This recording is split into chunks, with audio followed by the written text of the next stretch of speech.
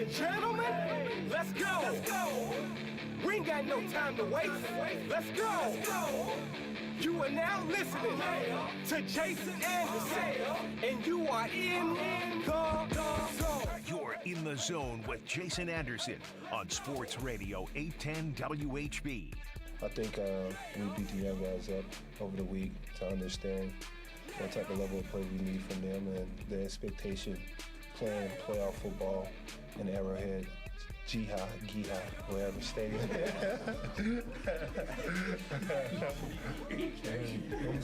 Oh, it's not Giha?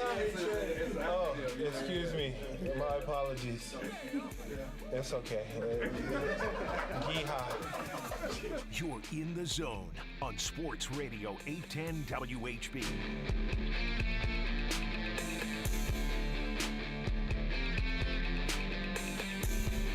All right, a Wednesday edition of The Zone right here on Sports Radio 810 WHB. Jason Anderson with you, Josh Brisco and Beards heading up until 2 o'clock. The next 4 hours, we've got you. Football on the docket, college basketball to talk about, press conferences. We'll hear from the Chiefs. We'll hear a lot of sound from different people, whether that be Andy Reid or Travis Kelce or Tom Brady and random ESPN radio guests, hype video, Dan Orlovsky. A lot of stuff to get into today and talk about. 913-912-4810 is the text line to join us to be part of the show, part of the conversation. 913-912-4810 to hang out with us today for the 4 hours and jump in and be a part of it. Do we know who the players will be at the podium today, other than we were just told that there will be a lot of players this week? Yeah. I haven't seen an official list today. I am just currently making sure and wanting to make sure that Patrick Mahomes is amongst that group. That's what I don't know, is if we're going to get a little Henny presser today. Any given Wednesday, you might hear from him. I'm hoping that we get at 15 there. I'd rather hear from 15 than 4. Me too. Because I think he's more than 3 times the number 4. Almost 4 times. Almost 4. I'm so close to 4 times. Some would say, yes. Did you see the what I thought, honestly, you were going to lead the show with today? I actually almost texted you the link to it, but then I thought, you know what, it'd be funnier if I just saved it for the show today. Okay. I had a tweet that could have literally just been a text to you. Because, man, I know you don't want to poke the bear. In this case, maybe you're poking the tiger. Because some sports books have started putting out lines for Super Bowl 57, the one upcoming this couple of weeks from now. And they have lines for Eagles-Bengals, Niners-Bengals. So far, so good. Niners-Chiefs and Eagles-Chiefs? How dare they? Do the Bengals know this? No, they don't yet, because the moment they find out about it, we're all going to know that they know. I can't frickin' believe that they would already be putting the Chiefs as a possibility of being in the Super Bowl. It's disgusting, honestly. It's despicable. The Eagles 1-point favorites in both of their matchups. Everything else is a pick 'em. Niners-Bengals, Niners-Chiefs, both pick 'ems. Interesting. Okay. Eagles 1-point favorite over either AFC team, which includes potentially the Chiefs, which is so disrespectful to the Cincinnati Bengals. I can't believe that. I hope they. I hope nobody tells them. I would hate for them to find that extra motivation for an AFC Championship game to look in and see that that the Chiefs already have lines in the Super Bowl.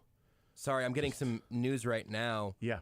The Chiefs have already announced the teams they'll play in their schedule next season. They haven't even played the Bengals in the AFC Championship game yet. It's so disrespectful. You want to talk about looking past an opponent? I mean, we know that they're already planning trips to Germany next year. What an unbelievable amount of gall. Unmitigated, some would say. Germany on 3.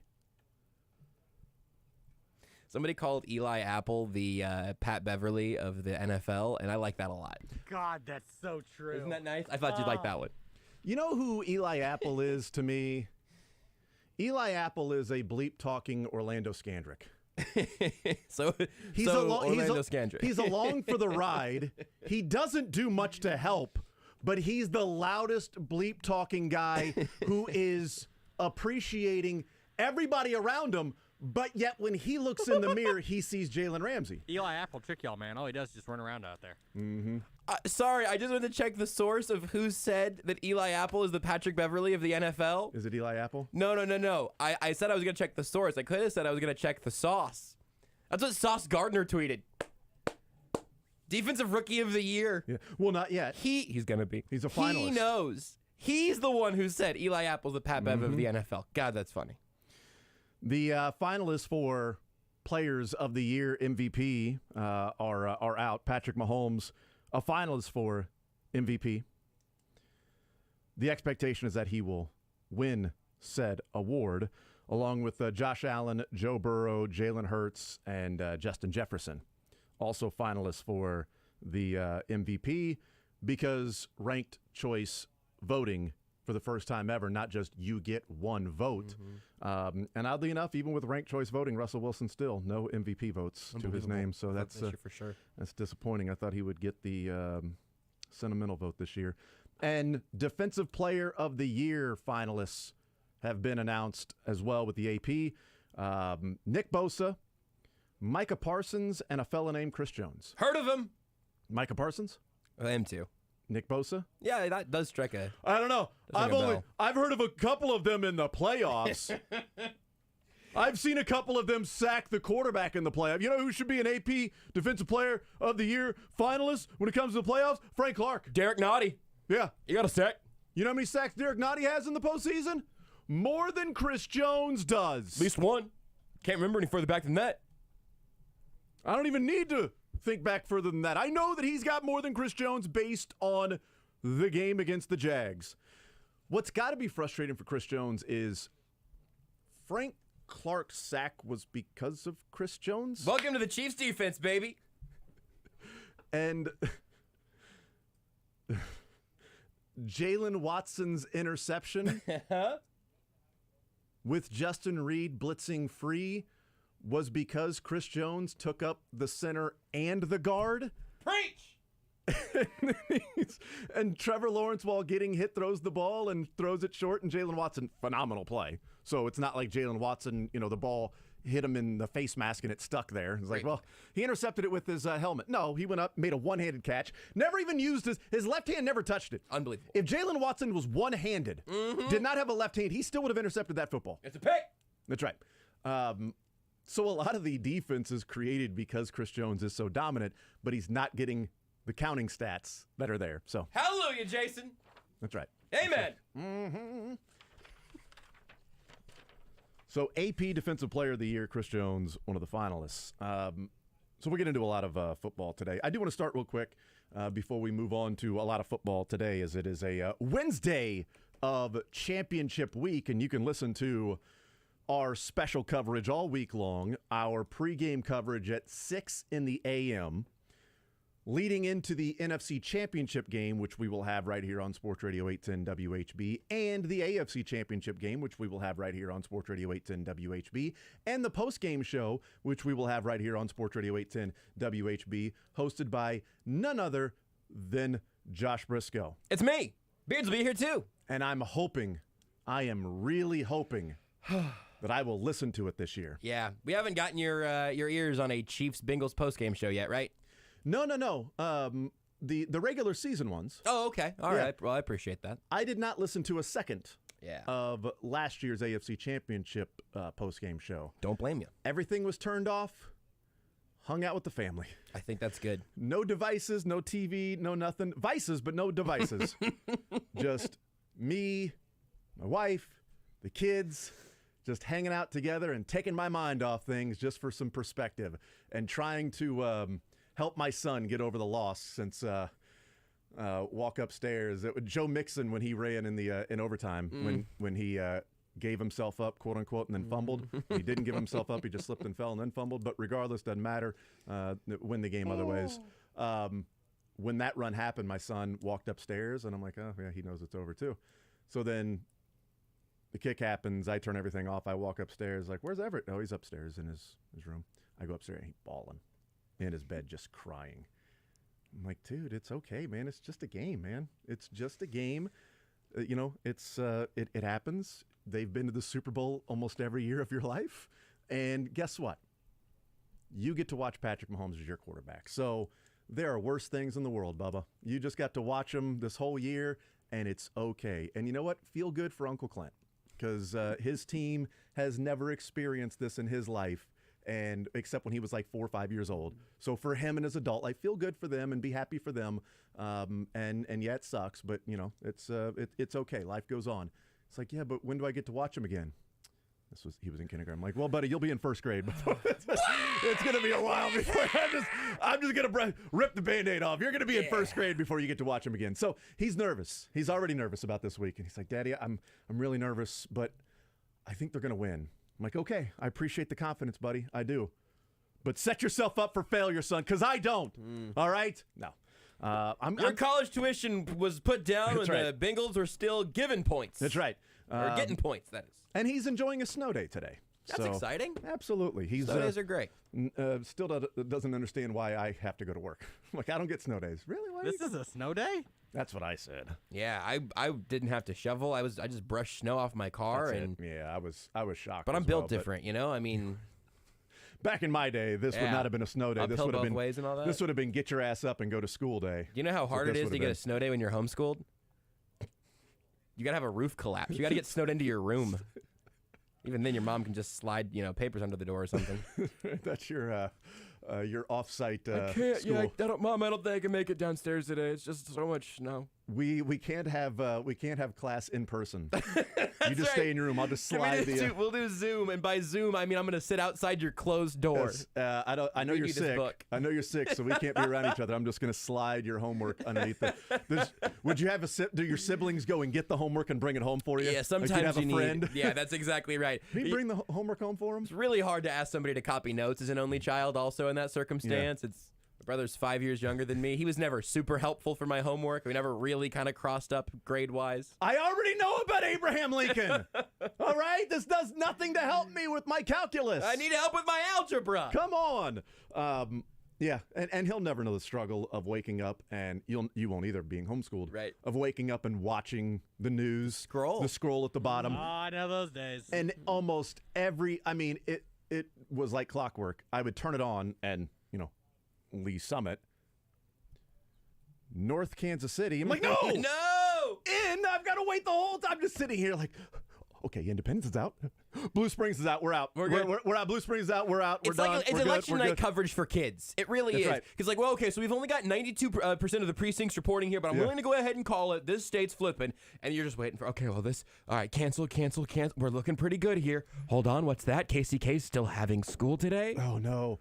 I would have to wait for the L, but if Blue Springs was out, it was like, all right, I feel pretty good. You had to wait for the confirmation. Sure. But if you saw the B in Blue Springs, all right, we're good, but let's just wait for confirmation for the L. All right. And why is it when there's school, you never want to get up out of bed, but when it's a snow day, you're up and at 'em and ready to go? Let's go. Let's do it. What are we going to do today, guys? Like, what are we going to do? Calvin and Hobbes nonsense. You're so right. It's absurd. Like, let's go. I am ready to party. It's like Christmas and snow days. I feel like little kids just do like a little line of blow and then are up at 4 a.m.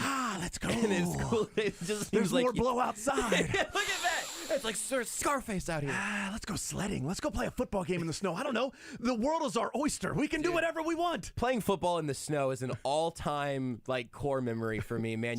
You're basically doing high knees through when you get a good foot of snow almost. And it felt like it because I guess we were probably 10 years old, so maybe it was 4 inches of snow. I don't know. But just having to just chug through that, it's the best place in the world to tackle and get tackled out in the street. You can play full tackle football in the snow. Oh, it's great. Tremendous. You guys want to go do that in the break or anything? I don't got actually. Football in my car. I don't actually. The first time I was ever on camera on TV was on a snow day. We were out playing football in the snow, and one of the local TV stations came by and was looking for kids that were out playing, and they interviewed us. And I can't remember who the reporter was, but he asked our friends not to distract us while we're doing that. And I can't tell kids. And everybody else, he talked to 5 of us, right? And the other, kids were like, yeah, we were playing, we're having fun. My buddy Trey is like, yeah, we've been out here football, but we're going inside because it's freezing and everything out here, man. We need to go inside here. And he's blowing on his hands, being just a character. And then they interview me. And the guy who ends up in broadcasting, and all I can see is the guys in the background. I go, well, but basically, we're just out here playing football. embarrassing as all get out. It's like, hey, that's the guy that ended up being a talker for a living. I think if I walk around right now in this building with a little collection tray, I think I can raise about $5,000 to try to find that footage. If you have that anywhere. We had it at one point on VHS, but I have no idea where it's at right now. So it's probably been burned, every single copy. So, oh man, let's talk some college hoops. Let's do it. College basketball. I thought it would be a really tough task for K-State to go to Iowa State and win last night. They're the number 5 team in the country. They're bordering on a 1 seed. Moral victories are not something that I think Jerome Tang or the players are going to take away from that game. But while they are building a program and building this team and trying to prove week in, game out, that they are for real, that they aren't just hey, it's been a hot start and you beat some teams that didn't see you coming, right? Well, KU knew that K-State was good. So there's no, KU didn't see it coming. They just, surprised them, shocked them out of nowhere. And Iowa State was not shocked that the number 5 team in the country was going to be good. And they went in there, they lost by 4, they had opportunities, and Iowa State made plays. They got some offensive rebounds, which was an issue. K-State missed some free throws, which you can't do. You can't go on the road there really anywhere in the Big 12. You can't go on the road to Ames and miss 8 free throws and also give up offensive rebounds that a couple of them resulted in 3-point shots that just are kind of game changers. But they were ready to play, man. I mean, they turned it over just over 21% of the time, which, not great, but on the season they're turning it over 23% of the time. So against the number 1 team in the nation in causing turnovers in Iowa State, they went there and had a lower turnover rate than they have, average all season. Johnson and Noel had 9 of the turnovers of the 14 for K-State, and those are your main ball handlers. And I think Keontae Johnson would like to have a few possessions back and some free throws back, certainly. But I think you take your chances if you're K-State and say, you know what, Keontae Johnson didn't have a good game. But you know what, next time they play, I bet he does. I bet he has a good game. And more times than not, he's going to be the guy that's playing phenomenal basketball. There is nothing to hang your head about if you're K-State in losing to Iowa State last night. And again, Ish Massoud stepping up and hitting big shots and big shots and big shots. Noel hitting big shots. They've got some players, and they got players that have stepped up and played well, and they had an opportunity to beat Iowa State last night. They're the only Big 12 opponent that has scored more than 70 points on Iowa State. The only one, which is not surprising because they're pretty damn good offensively. Not your older brother's Iowa State team, though. It's kind of funny, just the reputation they've built. Absolutely, yes. Not Fred Hoiberg and just shooting threes everywhere. But the only team to score more than 70 points on Iowa State in Big 12 play is K-State, and they did it in Ames. Yeah. So there's some impressive things to take away, nothing to be ashamed of, and there's going to be some tough games along the way. I didn't expect them to go there and win. Quite frankly, I didn't expect them to lose by only 4. Yeah. And so nothing.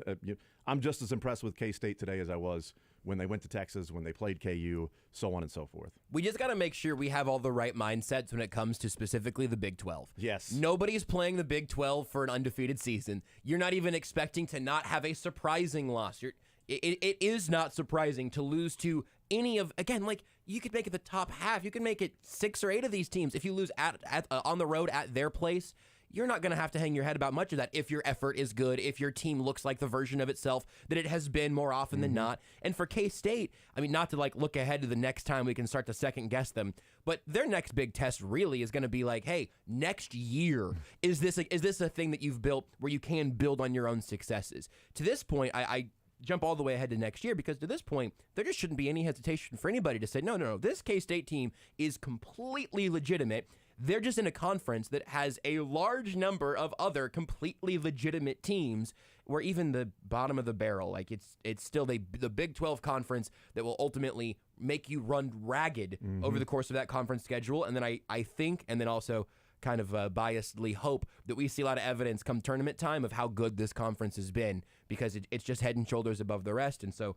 yeah, losing on the road against a really good Iowa State team, looking like yourself, looking like the functional, growing top 5 team that you are right now as K-State, nothing to hang your head about. Yeah, and they've got a big couple of weeks. And in the Big 12, it's like, well, you don't really get a break. You know, we talked with Myron yesterday. He's like, you know what, these other conferences, you get a break along the way. Like the SEC has some teams where you're like, okay, you're good tonight.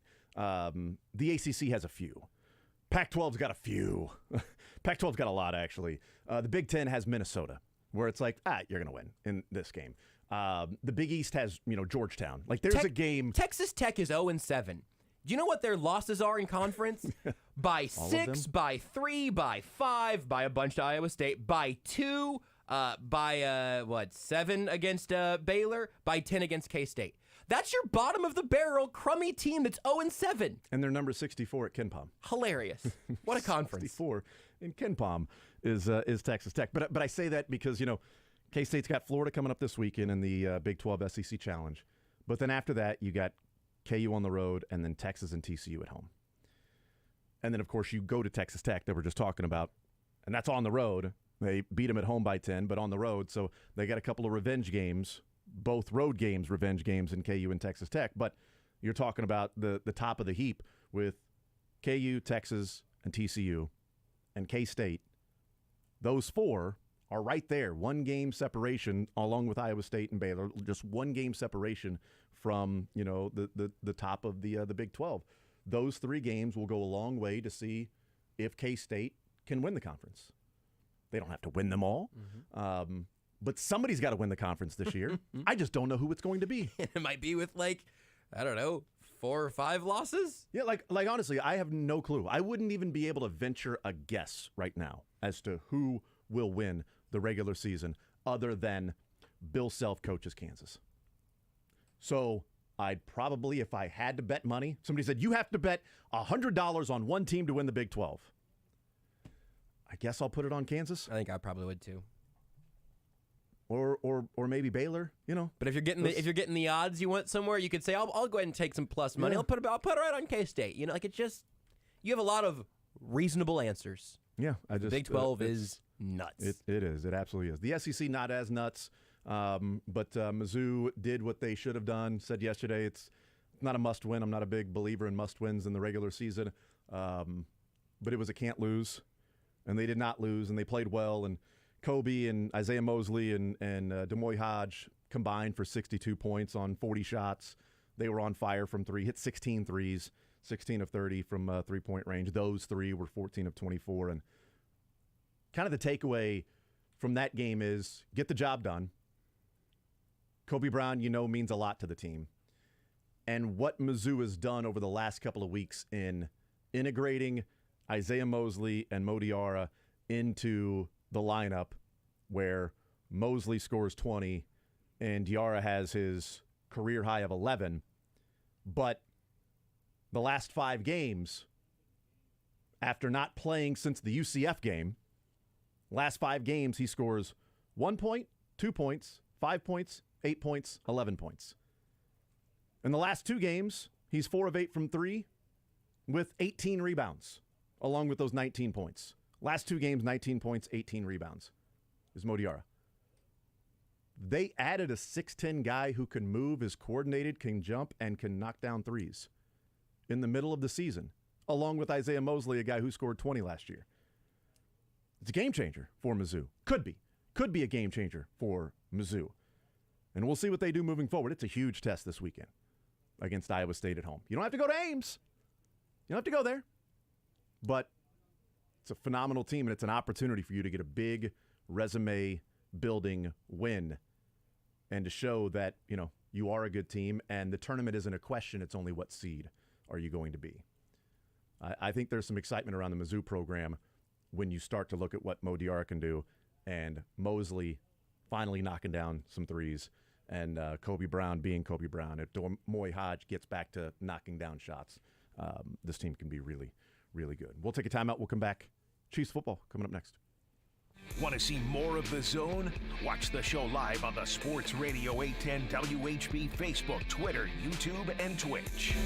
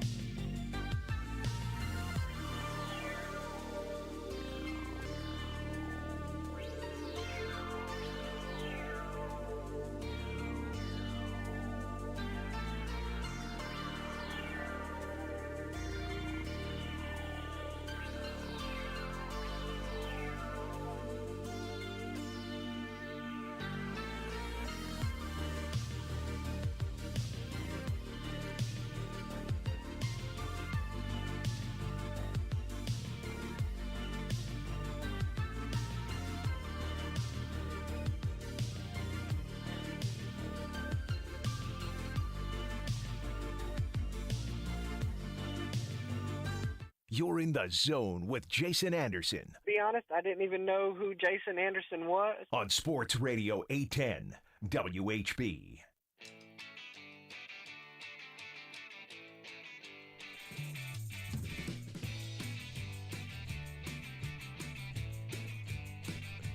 We continue right here on Sports Radio 810 WHB.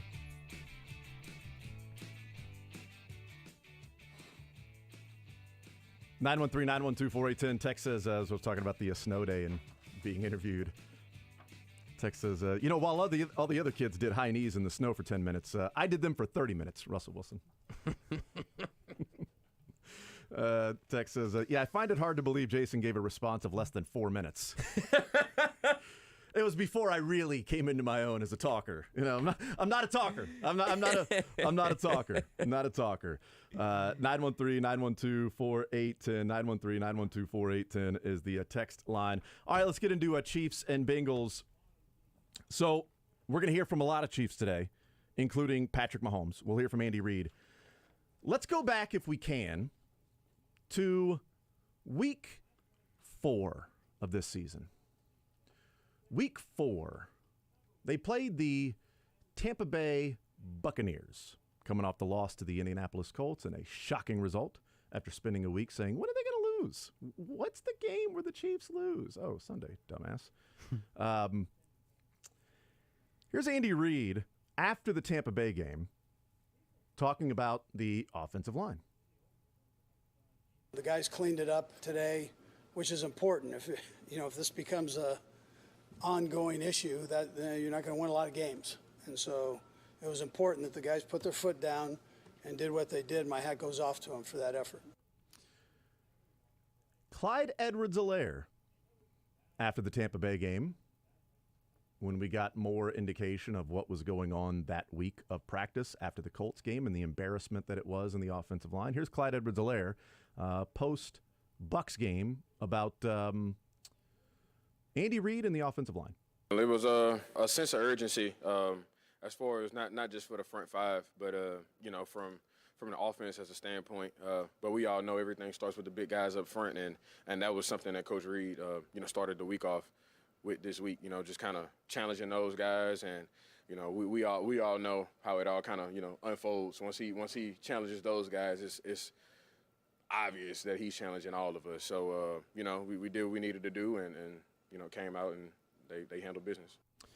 The challenge was set early in that week for the offensive line after that Colts game, the embarrassment of what are you going to do to respond against the Bucs, along with Bucs player saying that they are going to have coming out party in that one. So Andy Reid was on Tom Brady's podcast along with Jim Gray. Totally shocking, by the way, right? When you saw Andy Reid was on Tom Brady's podcast the week of the conference championship game, I fell out of my chair. Right. Also, the Kelseys can't get him on their podcast, and Jim Gray and Tom Brady are like, hey, Andy, you want to come on the podcast? Wow. Yeah, absolutely. That's because he doesn't like Jason. Who does like Jason? Kelsey. Oh. Andy Reid on the Brady podcast, he talks about, Tom Brady and Jim Gray were talking about how tough it is, like, to take a player out of a game like that wants to go back in, and just that mentality of, I'm not coming off the field in this game, like Tom Brady talking about that. And here's Andy Reid weighing in on that, getting Patrick Mahomes off the field, and, a little nugget about the offensive line. You love the grit, but sometimes you got to try to protect the player from the player, too. So these guys are wired different. Jim, I mean, that you can hear it in Tom's voice. They want to rip your heart out every possible way they can, jump on it, squeeze it, and everything else. And that's the way Patrick was at that time. But I just wanted to make sure that son of a gun wasn't broken, because it was kind of an ugly look right there. But once he got it checked out, he was good to go, and he's doing well now. So he's in a good place. And how will you protect him leading up to the game so that he's able to play?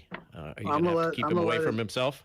I'm going to let his offensive linemen take care of that. They need to feel that and, up their game a little bit here. They need to feel that. I'll let the offensive line take care of Patrick Mahomes. They need to feel that and up their game a little bit. After the Colts game, Andy Reid challenged the offensive line. All week long, it was about the offensive line, and they went out there and did what they did against the Bucs. I think they had 10 pressures given up in that game total against the Bucs, out of 40-some-odd dropbacks for Mahomes, and really even more because those were like attempts, and then he also had some runs and things like that. But 10 pressures in that game, offensive line stepped up huge. And players, I didn't play the clip of Mahomes because it was more about other things, but he said offensive line answered the challenge and then went into the overall offense. So all it would have been is a 2-second clip of Mahomes saying the offensive line answered the challenge. The whole week it was a challenge to the offensive line. They answered the challenge. They took it on themselves to say, all right, it's about us this week.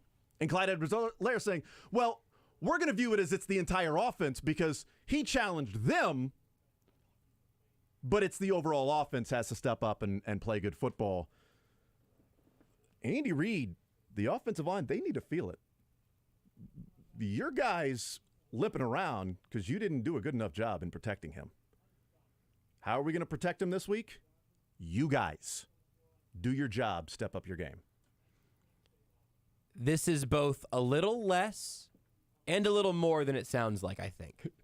I like the little more because it's more fun for radio. Well, they're both good, I think. Okay. The very first time you hear they need to feel that, I think it would be very easy for a lot of people to go, oh, he's just as unhappy with the O-line as we are. He knows there's a problem there. He knows that needs to get turned around. And there's at least a grain of truth to that, but I don't think that's the point. I think the part of that is a little more to me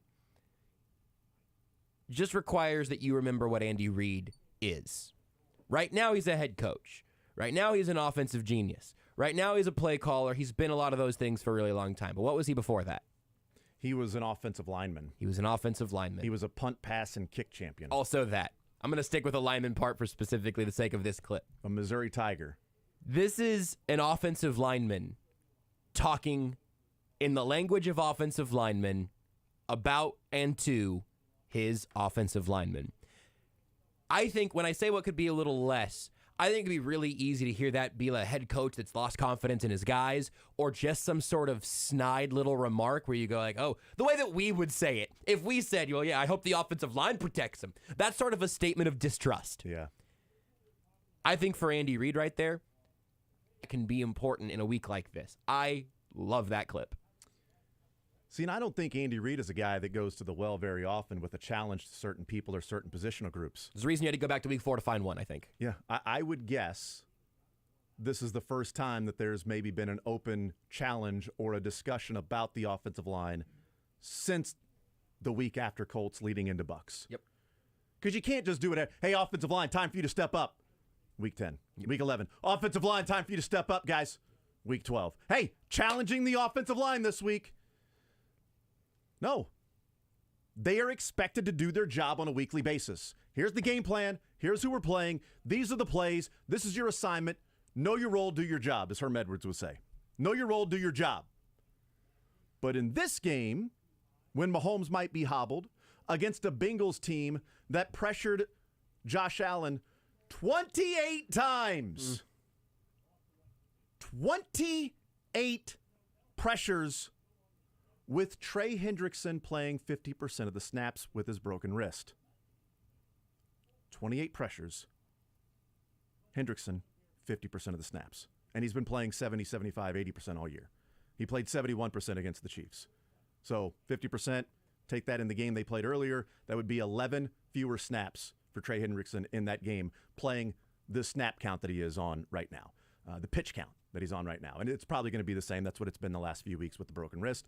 And he had to go and have x-rays again after the game. I think it's broken. Maybe it's just injured, but pretty sure it's broken. Regardless, he had to have x-rays again after the game because he got injured a couple times. He landed on his wrist late in the game, and he never returned to the game. Now, they were up by 17 at that point, so he never came back in. But it was only passing situations for the Bills, and he was on the sideline.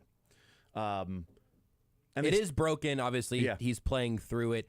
not wearing the club. No, he's just got it wrapped up, which has to be painful. Absolutely. It says here it says the doctors told him it couldn't get worse, so it's about pain management. Yeah, and that's I'm probably sure why there's a lot of pain to manage there. Yeah, that's probably why he went and got x-rays. Is, okay, did it make it worse? You landed on it there. You came out of the game. You never went back in. He immediately ran to the sideline and pointed like, hey, somebody else come in and held his right arm. Never came back in. X-rays fine. He's going to play. He will not be out. Patrick Mahomes is playing on a high ankle sprain. Trey Hendrickson's been playing with this for a month, so he's going to play. But that's the point. 28 pressures against Josh Allen with your best pass rusher that only played half the snaps. Offensive line, if you don't step up, that's Josh Allen running around. That's mobile Josh Allen. This is Patrick Mahomes moving like Dan Marino in 97. This is not, Patrick Mahomes and Lamar Jackson. They're going to get after him. They're going to bring pressure. Lou Anarumo will find different ways to try to create that. Step your game up. Because if you don't, Cancun on 3. You'll be heading to vacation, and you'll be watching them and wondering why there's a stage set up with the Bengals celebrating in Arrowhead yet again. I love the challenge that's put out there because they're 1 for 1, it feels like, in answering that challenge. We'll see if they are 2 for 2. And I don't think it was a Andy Reid team challenge before the Titans game. That was just a Jeffrey Simmons saying, we're gonna be fine against them. It might have been who was the player for the Bucs that said what he said? Shaq Barrett? It was Shaq Barrett. Okay, good. So that was the only guess I had. Yeah, it might have been Shaq Barrett that said that, but it was also the Chiefs coaches and players challenging themselves, challenging the offensive line. I don't think that was going on before the Titans. I think this is the second time. They answered that bell once. If they don't answer it this time, the Chiefs will be watching the Bengals celebrate. If they do, I think the Chiefs can take care of business, and they'll be celebrating and holding up the Lamar Hunt Trophy on Sunday, 8:45, 8:50 or so. We'll take a timeout. We'll come back, wrap up this hour next. Follow the show on Twitter at J810Anderson, at JB Brisco, at Beards McFly, and at Sports Radio 810.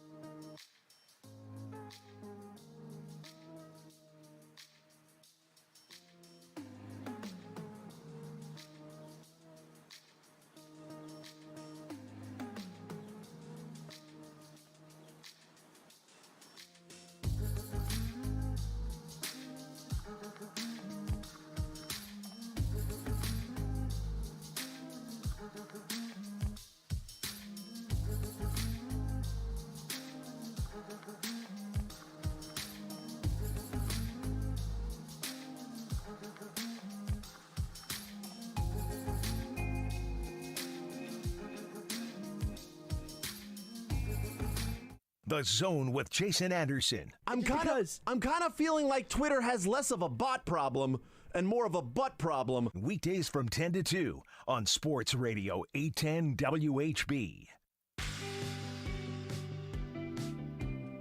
All right, we continue right here on Sports Radio 810 WHB. Jason Anderson with you, Josh Brisco, and Beards.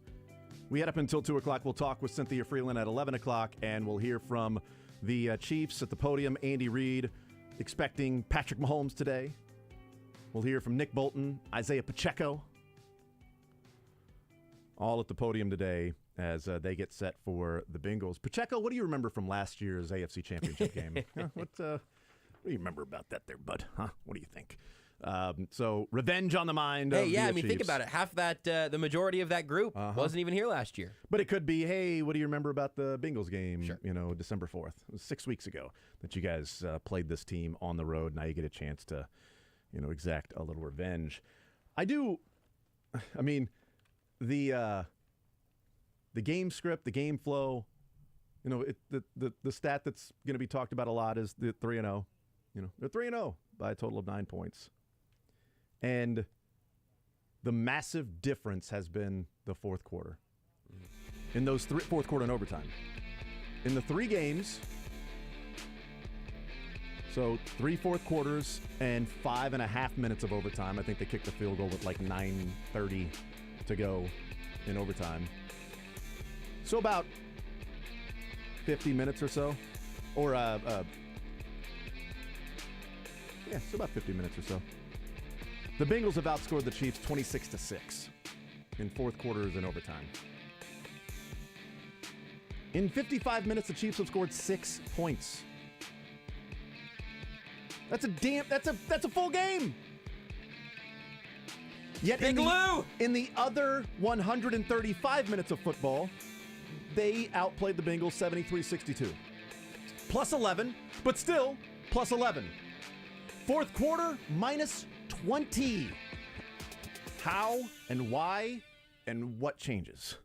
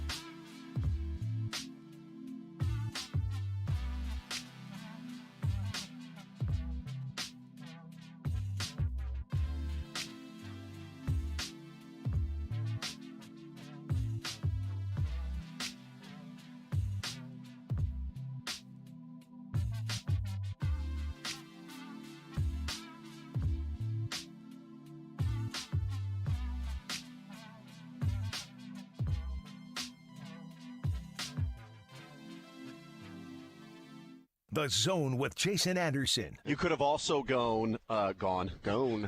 Weekdays from 10 to 2 on Sports Radio 810 WHB.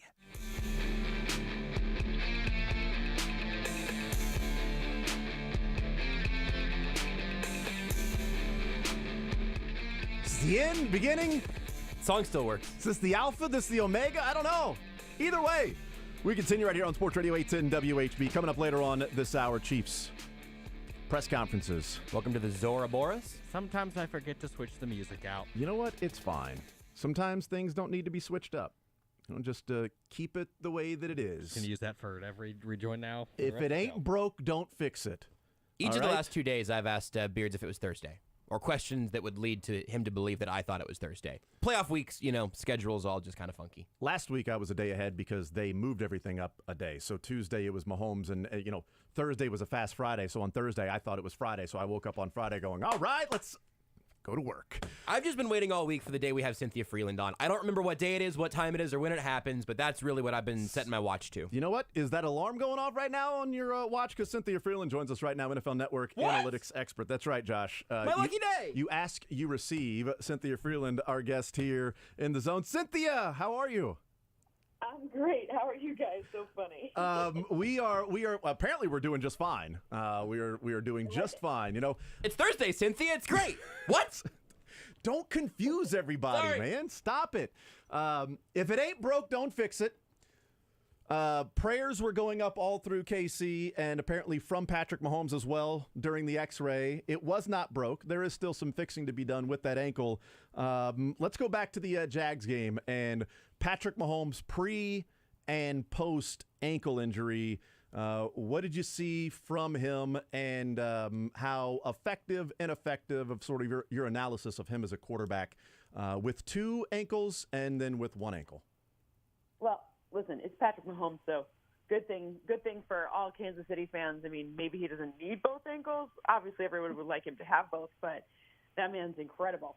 Look, the interesting part here was that the Jags didn't have an answer for Travis Kelce, and so if you're going to give Patrick Mahomes a Travis Kelce special, it's going to be really hard. And by the way, they didn't have an answer for Travis Kelce when it was Chad Henne either. So to be honest, it was interesting to see the lack of planning around that. That was pretty fascinating to me in this game. But look, Patrick Mahomes, obviously, this is a guy who, with throwing outside of the pocket, the most touchdowns, throwing on the run, the second most touchdowns, throwing when things break down in extended dropbacks, so 4+ seconds. Next Gen Stats shows guess who has the most touchdowns in that scenario? Also Patrick Mahomes. So these are all things that would lead you to believe that he needs his mobility. But I would argue that when you go back and put a lot of that in context, what he really needs is the right scheme so that there's just a little bit of extra time for people to uncover.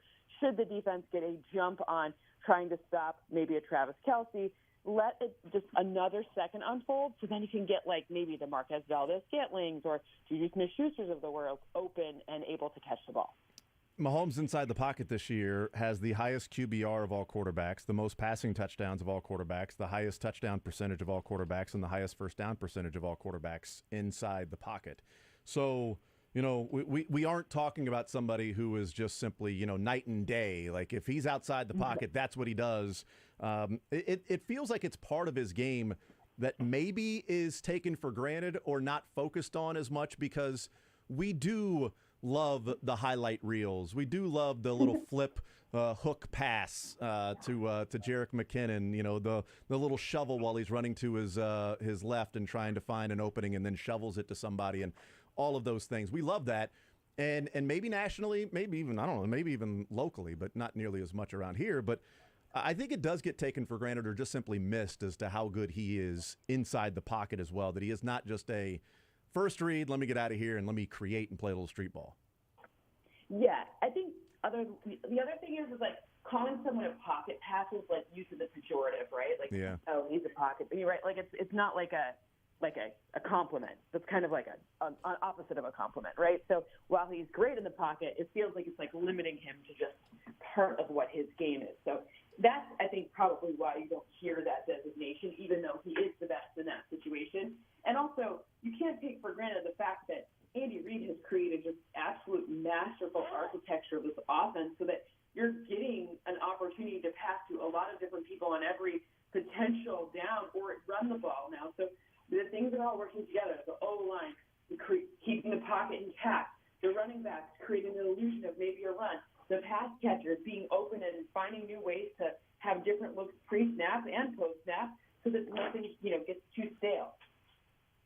The Kelsey part of it, you mentioned that, one of the surprising things is just seeing that the Jags never really answered the Travis Kelce question. And they have been pretty bad against tight ends all season long, so we knew that was certainly a possibility. And would they overcompensate? Would they try to do even more, and then other players would be able to step up? But instead, it was just Kelce open pretty much the whole day, even, as you said, with Chad Henne in the game, Kelce with Patrick Mahomes hobbled, Kelce, and he ends up with 14 receptions. Obviously, Andy Reid can scheme him open. He's the best tight end in the NFL and probably, ever. Does that same thing happen this week against the Bengals, who are certainly better? I went back and watched the game from December 4th, Cynthia, and I did not remember this, but Travis Kelce's first catch came with 13 minutes and 30 seconds left to go in the third quarter. I mean, that'd be shocking. Yeah. So the difference, though, is that even if he's not catching the ball, he's causing a really big problem for Lou Anarumo in that defense, right? They're pulling Jesse Bates over or making Logan Wilson figure things out, which means there's more space for other people. So while it might not look like an explicit Travis Kelce pass on every down like the Jags, who, we did talk about that, their ability to give slot receivers a lot of receptions, we knew that already, and part of that is it helps to indicate, okay, this could be a game for Travis Kelce to just absolutely wreck them. But Lou Anarumo and the Bengals defense have been the best at adjusting in the second half. By the way, so has the offense. The Cincinnati Bengals in the second half seem to be figuring things out. That will be the key, is are there enough fresh looks in the second half so that if Travis Kelce's not maybe getting the catch, he's creating the space for the other guy. And maybe Jerick McKinnon's running some tricky things, and there's pre-snap motion that allows Patrick Mahomes to stay in the pocket, even if Kelce's quadruple teamed, right? So it might not look like explicit catches, but it probably looks more like Travis Kelce creating just such a swarm of problems that the other guys are able to then help out. What degree of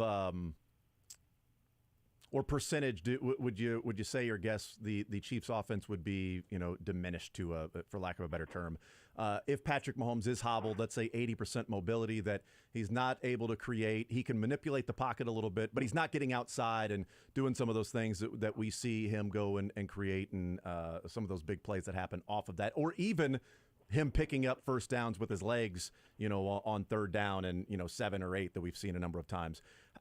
What's the percentage drop then? Do you think efficiency for the Chiefs offense would be there if it's a limited Patrick Mahomes mobility? Well, the reality is it's probably, and I'm not diminishing the impact of Patrick Mahomes. I'm complimenting Andy Reid's ability to scheme around this with a full week of knowing. It's not like, when it happens mid-game, then you're in more trouble than when it happens kind of now. And those high ankle sprains, everybody's talking about it, and it's true. They get worse throughout the week. He probably feels terrible Monday. That Monday was not pretty for him, I'm sure, and Sunday, whatever. So the long story short is that, it's going to be scheme dependent. So if the running backs can do their part especially on base downs, maybe it's short passes, maybe it's pre-snap motion, maybe it's something that, we've seen, from Andy Reid that we haven't seen him pull out since Eagles' old Super Bowl days, right? So you don't even that's where I have a lot of faith in the architecture of the offense. And it's kind of I'm not suggesting that it wouldn't be better if Patrick Mahomes were 100%, but I don't think it's full, whatever percent Patrick is, that's the diminishing return there. I think it's more what is, you have time to scheme around and what is the efficiency and effectiveness of everyone else. And this year, they've already shown they can do that. Visiting with Cynthia Frelund, NFL Network analytics expert. One of the things going into the Bills game last week for the Bengals was how do they look with 3 new pieces on that offensive line? New left tackle, new right guard, new right tackle. Right tackle, a few weeks they've had to deal with that, and right guard had to deal with that. But the first time all 3 of those guys were different in that game against the Bills, and they were effective enough. They ran the football, they did some good things, and they protected Joe Burrow in that game. The offensive line got a lot of compliments, did the Bengals. What did you see from the Bengals offensive line? Was it scheme and Zach Taylor scheming around maybe the deficiencies that were there? And was it circumstance in that it was in the snow, so maybe it limits the get-off from some of the defensive linemen? What did you see when you watched that Bengals game from the performance of the offensive line, that the expectation is those same 5 guys will be out on Sunday against the Chiefs? I think they did a really nice job of figuring out how to get the run shifts and motions all in the right spot so they could be effective and not have Joe Burrow be an obvious passing downs, especially early on in that game. So, and the Bills, I have to say, like, the Bills didn't really bring any pressure. Like, they did not look like the Bills team that at least I'm used to watching, or anyone else. I understand that their pressure rate without Von Miller went down significantly, but you wouldn't expect it to look like that. You would have expected at least a few more pressures. So the reality was is kind of, and then by the way, that offense couldn't get going, which gives their, the run game just such a, that push that they got from Joe Mixon.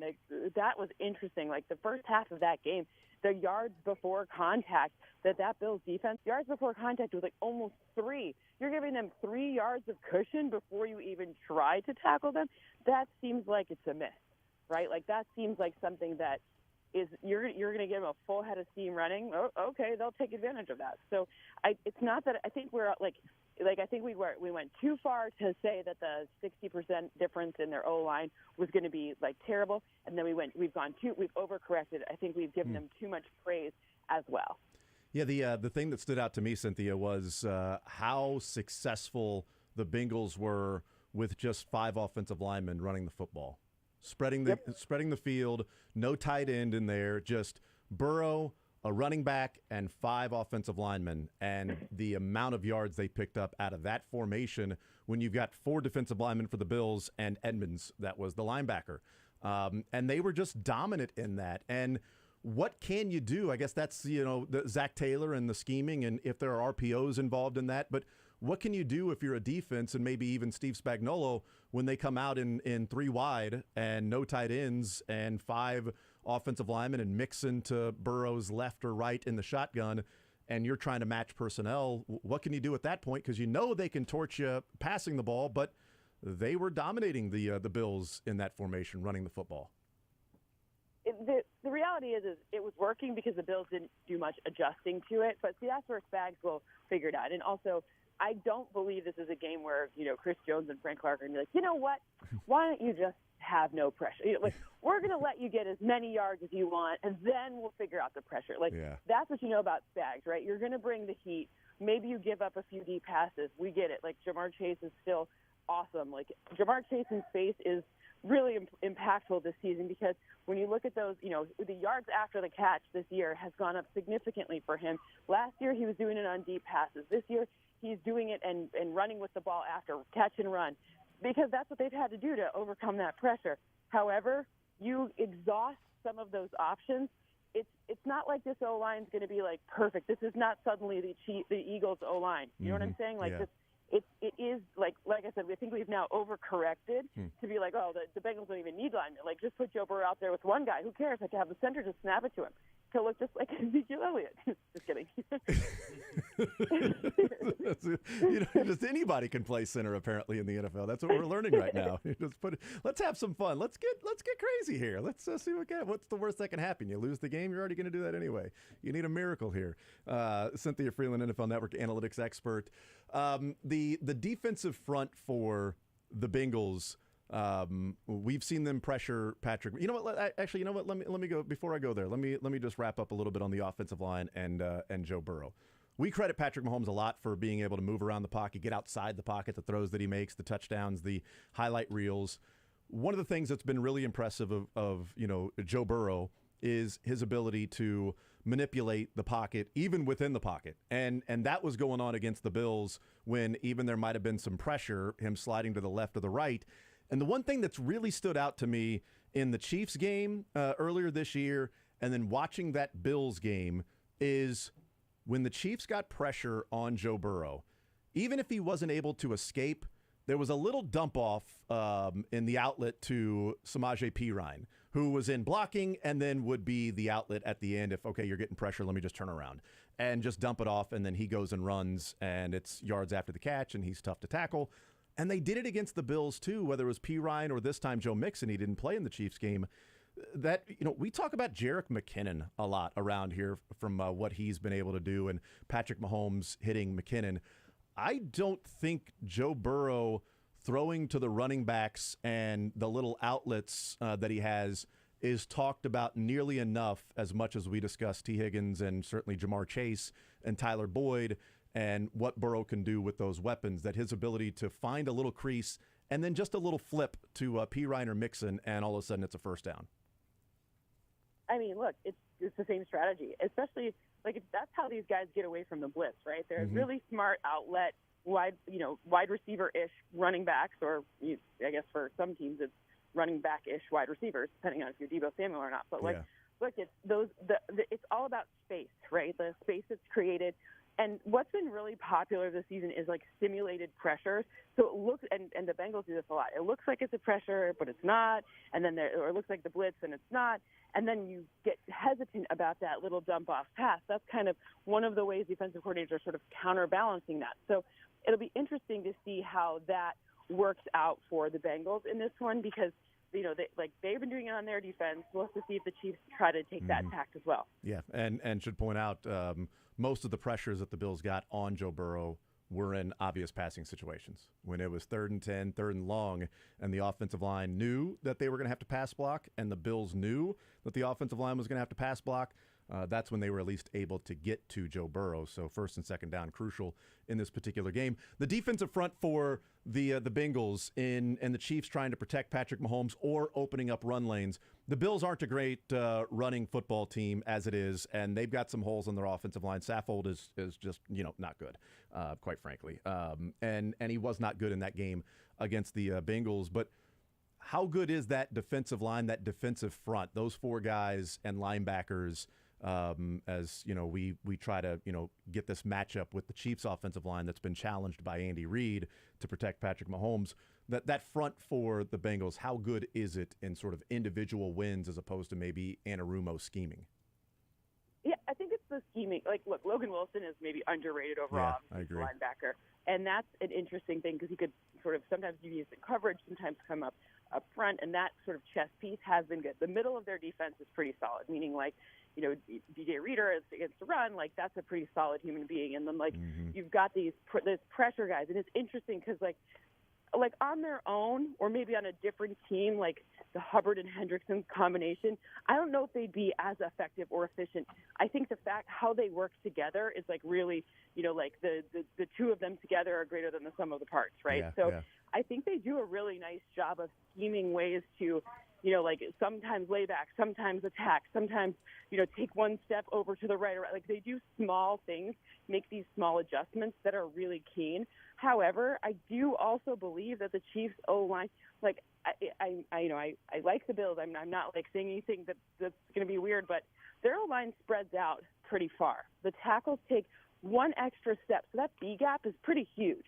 The problem is then if your guard misses, you're really putting Josh Allen in a bad position because it's not like he's handing it off to the running back, right? He's trying to do it himself, and then he gets trucked, and then he tries to retaliate by trucking someone else. It doesn't work, right? You can only take so much pressure. So I just don't think that the Chiefs O-line operates the same way that the Bills does.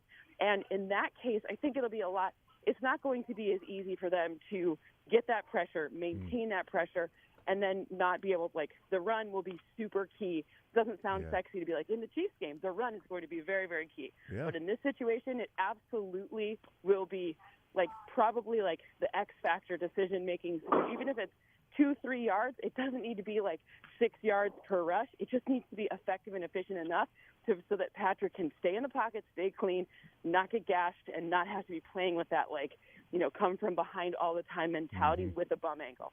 Cynthia Frelund, NFL Network analytics expert, is our guest. Couple more for you, Cynthia, then we'll let you go. But the run game being important, the Chiefs have struggled all year in 3rd and short.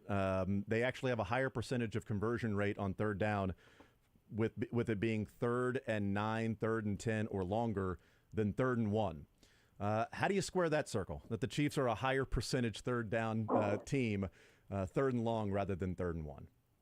It's kind of funny. It's like one of those statistics you're like, is that real? Like, and then you go back and you watch and you're like, okay, well, sure, like situationally it does matter. And look, it's the extended dropbacks for me, right? Like Patrick Mahomes in those 4+ second dropbacks, he's the best, and he has been the best for a while. So it's part of part of it's like, okay, well, what do we do best? And part of it's like, well, what's the defense prepared for? And I think that they're thinking, okay, it's going to be an extended dropback. But if I see this, I'm going to attack because that's the one time that they'll hand it off. So I think we see some new wrinkles and folds in those 3rd and short situations to counterbalance that. And I actually think if there's one silver lining to Patrick's ankle, like perhaps these 3rd and 1 situations now, defenses will be like, I don't think he's going to drop back and take 4 seconds and scramble around it. So I think maybe they'll so you can take advantage of it. Yeah. Exactly, and they can take advantage. Yeah, one of the bigger throws to Juju Smith-Schuster, and one of the few 5-step drops that he had out of the shotgun after the ankle injury was a 2nd down and 1. And shotgun took the snap, 5-step drop, Juju Smith-Schuster back shoulder throw for 20 yards. Because the Chiefs are probably thinking, if we don't get this on 2nd and 1, we got 2 downs to pick up 1 yard, being up by, at that point, 3 in the game. So Cynthia Frelund is our guest. The betting line, and then we'll get your pick for the game, but the betting line has gone from Chiefs as the 3-point favorites to Chiefs to the 2.5-point dogs to now the Chiefs are still a underdog. They're a 1-point underdog, the Bengals -1. What do you make of the bouncing back and forth, this pinball of the betting line, and how much movement there's been with Chiefs and Bengals when last week there wasn't really any movement on those 4 games until you got closer and closer to the game? Well, the reality is that there's no sharp money moving the line right now. It's not a volume thing. This is a Patrick Mahomes thing. This is a belief in Patrick's ankle.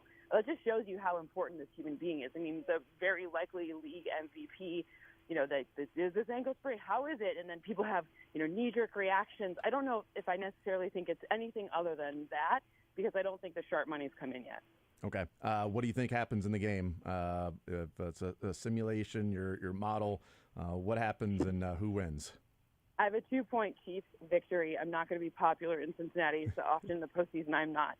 My model doesn't like O-lines that are dicey. It's just the way it goes. It's a low probability situation, even though Joe Burrow's good under pressure. I think this is where we see Spags be like, I'm very good friends with Matthias Chunuka, who played for Steve Spagnuolo when he was a Giant. They won a Super Bowl, and he's like, this is where he thrives. Matthias was like, do you think Spags doesn't have something really special planned for those 3 backup O-linemen? I was like, I hope so. Let's see it. Hey, let's see it. I will take a 2-point victory, 1-point victory, half-point victory. I don't care. Find a way to get it done. Cynthia Frelund, you're the best. NFL Network analytics expert. Thank you so much for the time. We appreciate it as always. Enjoy the football, and we will talk next week when hopefully we're discussing a Chiefs trip to Phoenix. That's right, and I hope to see you in the desert. Absolutely. You'll see me regardless, but hopefully the Chiefs are there with us. So, yes. Perfect. Thank you, Cynthia. Appreciate it.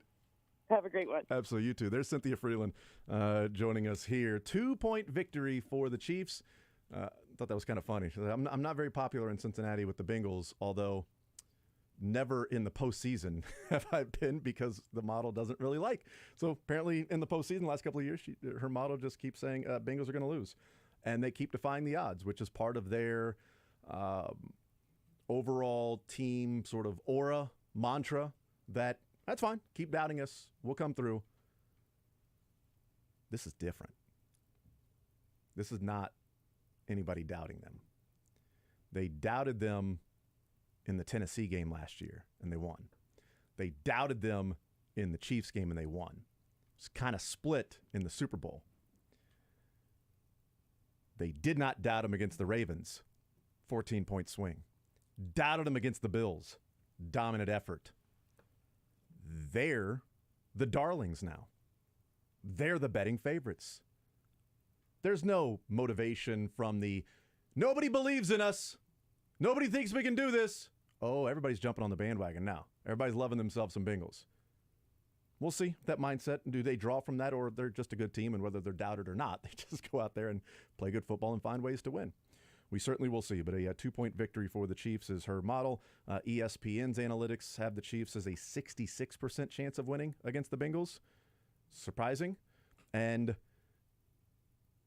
betting analyst Joe Fortenbaugh a couple of days ago said the line is moving as fast as it is because of the sharp money coming in.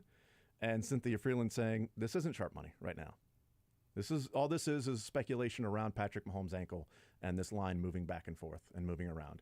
There's no faith in Mahomes' ankle early on. Boom, a lot of money coming in from whether it's Joe's or whoever else, and then the line shifting to the Bengals because Vegas was seeing that, okay, everybody's playing the Bengals here. Maybe a little more confidence in Mahomes' ankle. It got to 2.5, now down to 1. We'll see. And we'll see when there's video of practices and things like that of what Mahomes may or may not look like. We'll take a timeout. We'll come back. We'll continue rolling. More Zone next. Take the show with you by listening live on 810WHB.com, in the 810 mobile app, or by subscribing to The Zone wherever you get your podcasts. 4 NFL teams, 2 conference championship games, 1 betting site. Oh, wait, it doesn't say that.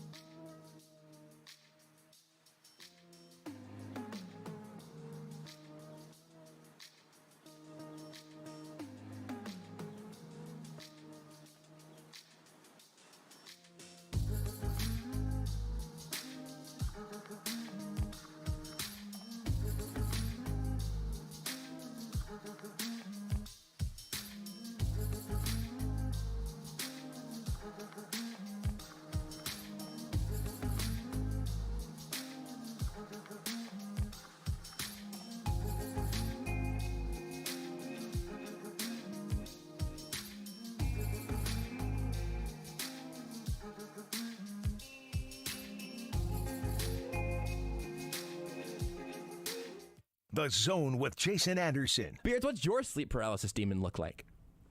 Mine looks like Jason. What do you mean you haven't seen that movie? Weekdays from 10 to 2 on Sports Radio 810 WHB.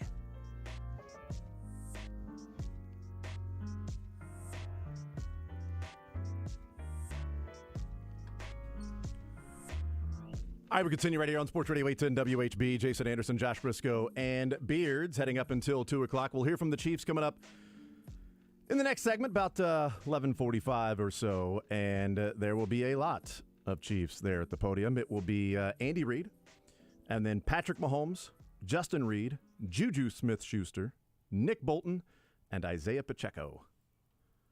5 players and Andy Reid, and a playa.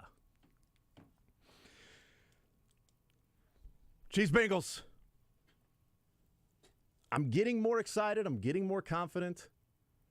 But I don't want to fall into the trap where, coming out of that Bengals game on December 4th, so that would have been December 5th, when I said, all right, I'm done picking the next time the Chiefs play the Bengals. I'm not going to pick the Chiefs to win until they do it, And then this week, I started off, when the Bengals won, of me saying, I'm not picking the Chiefs to win until they do it. I'm probably going to pick the Bengals to win. It's just what they do, and especially with Mahomes' ankle and how the Bengals played. But then as the week has gone on, and of course, this typically happens with me, and, going through finding the glass half full silver linings of everything, or trying to look for those, and you get more confident in it. But also there are things to, lead you to believe that the first 3 games, how they happened, there are things that happen in a football game in a 1-game script that can be a little screwy. And, it's one of those football things. And is it really an indication of the fact that just one team is that much better than the other? We had talked about the game script where the Chiefs and the Bengals in the fourth quarter and overtime, and in those 3 games where the Bengals have outscored the Chiefs in fourth quarter and overtime of those 3 games 26-6. The other 3 quarters of each game combined, the Chiefs have outscored the Bengals 73-62. So they've been 11 points better in those 9 quarters, which you're talking about roughly a point per quarter. So 4 5-point game if you do that for, 4 quarters, which is kind of how they match up. Anywhere from 3 points plus Chiefs, 3 points plus Bengals, 6 points either way. So fourth quarter plays that are made or not made have been the difference in the 3 games. But this was what was interesting is, we talk about like the Bengals have beat the Chiefs. Chiefs can't beat them. 3 in a row. It's what they do. It's a bad matchup for the Chiefs. They have played 185 minutes and 38 seconds of football in these 3 games. 185 minutes and 38 seconds. It has been tied for 43 minutes and 40 seconds. The Bengals have led for 47 minutes and 34 seconds. The Chiefs have led for 94 minutes and 23 seconds in those 3 games, meaning the Bengals leading and the game being tied is fewer minutes than the Chiefs actually leading the game against the Bengals in the 3 matchups. But they didn't lead the game when the clock expired, when it mattered the most, because of the fourth quarter 26-6 that the Bengals have outscored them. Why? How? And what do you do that's going to be different? Because this talk of like, well, the Chiefs have, it's just the Bengals. This is what they do. They're beating the Chiefs. They're beating the Chiefs. They're beating the Chiefs. Yes, late, but they're not controlling the game. They're controlling the fourth quarter. But the Chiefs, for 94 minutes and 23 seconds, have led in those 3 games. The Bengals for 47 minutes. Doubled the amount of time. But it doesn't matter if you don't have more points on the scoreboard than the other team of what you did for the first 59 minutes and 59 seconds. Because if they lead for 59 minutes and 59 seconds of this game, and the Bengals score a touchdown or a field goal in the last second and they go on to the Super Bowl, it won't matter. Figure it out in the fourth quarter make plays. This Chiefs team has been, the winning team. Makes plays. It's what they do. They did it last year in the postseason, especially against the Bills.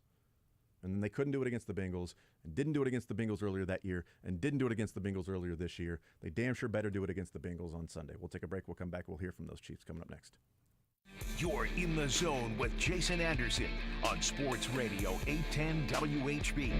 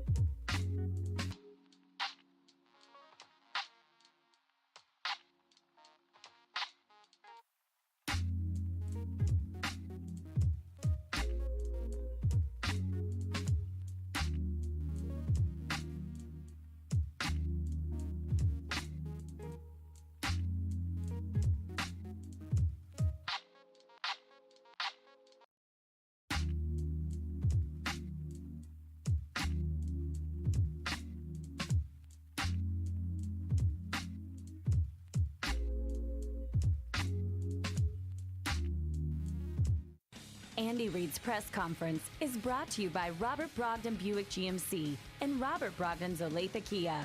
Robert Brogdon Buick GMC and Robert Brogdon's Olathe Kia. Visit BrogdonAutomotive.com. And by Andy's Frozen Custard. Andy's Frozen Custard. Enjoy the world's finest frozen custard at Andy's, made fresh every hour. Andy and Andy's, a winning combination.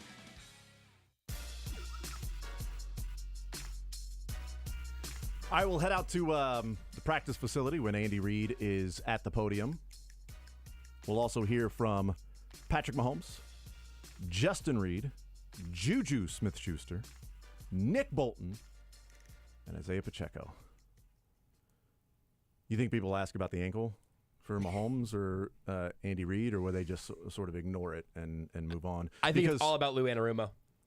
Because there have been times when I've been told that if Andy Reid's already been asked something, you don't need to ask him again, even though there might be more information and more data. So we asked Andy Reid on Monday about the ankle, so should we ask him today as well, even though there's more information with Patrick Mahomes and videos and stuff like that, and a couple days have passed? I don't know. I'm trying to figure out the rules here. Yes, they'll ask Andy Reid about the ankle. He's getting better. It's getting better. Looks he's doing okay, and just take it day by day. I wonder how vague he could possibly be, because no information is good information to have out publicly right now. Well, it's just, it's Schrodinger's ankle. It is both sprained and not sprained. It is both better and worse. It is both living and dead. The Andy Reid saying that this ankle injury wasn't as bad as the 2019 one against the Jags. Adam Teicher yesterday said he thinks that Andy Reid misspoke, that he meant to say that that wasn't as bad as this one. Because he's like, I can't imagine that this one isn't as bad. He didn't have to have x-rays then. His mobility was better in that game than it was in this one. Now, was that them just checking out the knee, though, make sure everything was okay? What, then? The x-ray on Sunday. No, that was the ankle. They wanted to see if the ankle was broken, if there was a broken bone there. So Adam Teicher said that he thought he misspoke. Well, then there should be a question to Patrick Mahomes of, is this ankle as bad as the one in 2019 that you remember? Jay Glazer had the report on Sunday that said Patrick Mahomes woke up today and showed up to the facility feeling better than the Chiefs thought he would have. And this is the best possible result for the Chiefs from the second he went down to now him showing up at the facility when the expectation was, you ain't going to walk for 2 days. Like, that guy, tomorrow's going to hurt worse than it does right now. And apparently he showed up on Sunday, and they're like, oh, well, this is better than we thought. And maybe that's where Andy Reid is getting no, this one's that one was a little worse, because maybe the next day they got back home from Jacksonville, and the next day went in for treatment. They're like, yeah, this thing, all right, we got to put some work in on that this week. And, you're going to be, I don't know. I have no idea what's going on behind the scenes, but I didn't expect to see him on Monday night out at a workout facility, doing stretches and different things, or maybe posing for a photo. I don't know. But if he's posing for a photo, I'm not sure why you would have the cameras and the boom mic. It's obviously putting something together for the brand, the social media, that if they win on Sunday, it'll have the whole week of rehab and the work that he put in, getting ready for the game. Then you throw in the highlights of the game. Then you throw in the celebration on the stage and holding the trophy and all of that stuff. And you put that together and put it on your Twitter page and your Instagram and your Hall of Fame reel. Because you get to see the Last Dance style hidden footage that we don't even have for. Think about all the people who would probably like Tom Brady more, or who've grown to like Tom Brady more since getting to know him a little bit, or some of the work that goes into it. Mahomes is way more willing in this modern era. A lot of guys are more willing to put out those inner machinations that get you to Sunday. And if we get to see the short film on what it took to get Patrick Mahomes to Sunday, I will be ready to watch that the moment it hits my feeds.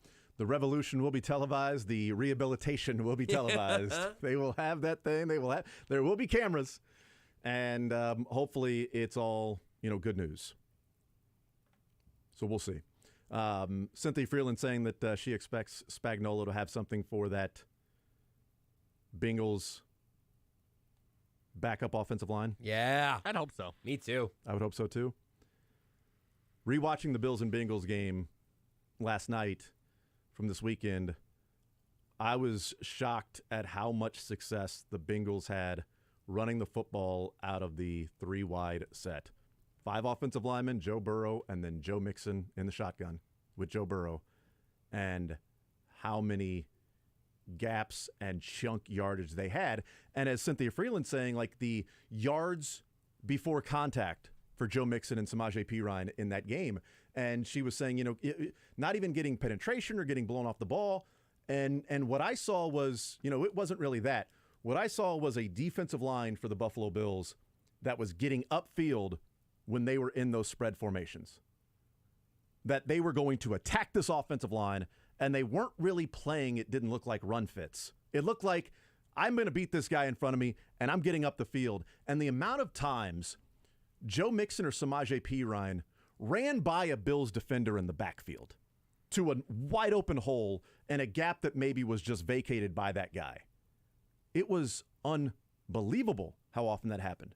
But when the Bengals lined up with 2 tight ends and Burrow under center, the Bills stuffed them, shut them down. When it was, okay, you're going to run the football, we've got personnel in here to stop the run, we're winning.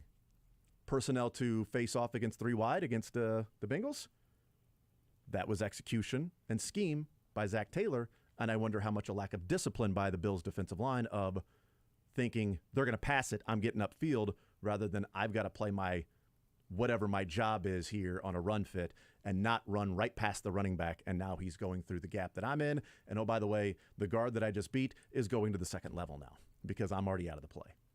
But there's some scheme that went along with it, an execution. So credit to Zach Taylor for being able to work around that.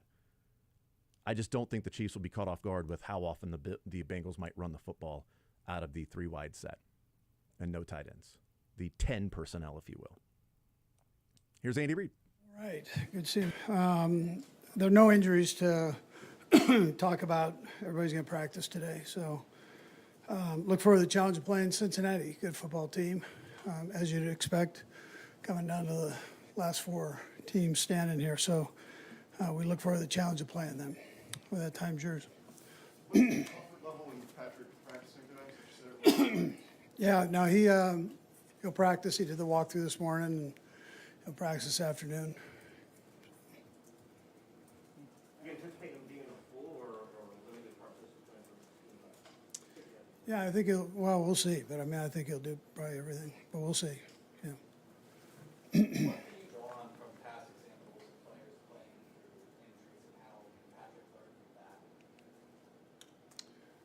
that? He's had injuries before, so he can bank on, that past experience that he's had. But,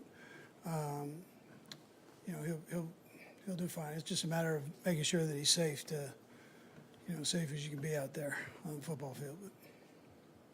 Andy, is it a case of just wanting to see him get through some things today, and then obviously next hurdles is obviously how does it respond for tomorrow's practice? Is that fair to say? Yeah, is it day by day? Yeah, day by day. Yeah, I'd tell you yes. Is there one, or maybe 2 things you want to see from him today in practice, just to ensure that you guys are heading in the right direction? Just how he functions. He did well in the walkthrough, and we'll just take the next step, Nate. Just see where he's at with it and go with it. Yeah. Coach, when it comes to McCole, you guys backed off last week, and it sounds like today. Just where is he at? Yeah, he feels better than he did the last couple of weeks. So that move looked like it worked to this point. And then again, we'll just see how he does every day here, and he seems to be in a good place. Yeah. Andy, you've spoken about this before, but Kadarius seems to have found a unique spot within the offense, and I wonder if you could elaborate a little bit on how he's been able to do that both physically and also with his ability to grasp the offense. Yeah, well, the main thing was that, excuse me, Doug, is that he, the hamstring was healthy. That was kind of the hang-up. And it kept occurring. I don't think, knowing him now, I'm not sure he ever let it get to the healing point because he wants to play. It's one of those things. So I'm sure he was saying, I'm okay, it's, fine. But because of his desire to be out there, he loves to play the game. That's what, that's what I've noticed most is he wants to be in there. So we backed him up a little bit and just made sure that he could be kind of get healthy in that area. And, he's been doing great since. Knock on wood there, but he's been doing great, yep. Did you you feel like, or do you feel like he had a particularly fast grasp of what you're trying to do? He's a smart kid, yeah. Smart. Picks things up easy, yeah. Andy, any thought that Clyde could be up this weekend and also There's a chance, probably more, well, yeah, there's a chance either one, but maybe more Fortson than Clyde, but we'll see how it goes, this week. You guys have played the Bengals so often in the last year or so. You feel like you know them about like a division opponent at this point with this many games? Yeah, I would say probably both ways. I would say that they know us and we know them. And, we're all searching for that little extra thing that you can throw at them. So we played each other enough to, I'm sure both sides feel that way. Andy, when you Coach, look you at have Isaiah Pacheco, who's, of course, a rookie going into this game. Never been in a situation before to start running back. What are your conversations like this week? Yeah, it's really with all the rookies. I'd just say just be you and go play. I mean, that's learn the game plan and don't be anything more or anything less. Just go play. Coach, there are people in Cincinnati who feel like they've got something. There's something that they have, maybe mentally. Their players have more confidence against you guys. What do you say to that?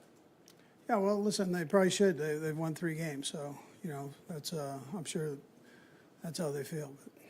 But that's okay. We're still going to play the game. So. What you said, both teams are searching for that extra thing to get on top of each other. What did you see from the last game that put them over the top of y'all? That wouldn't be smart if I answered that, but.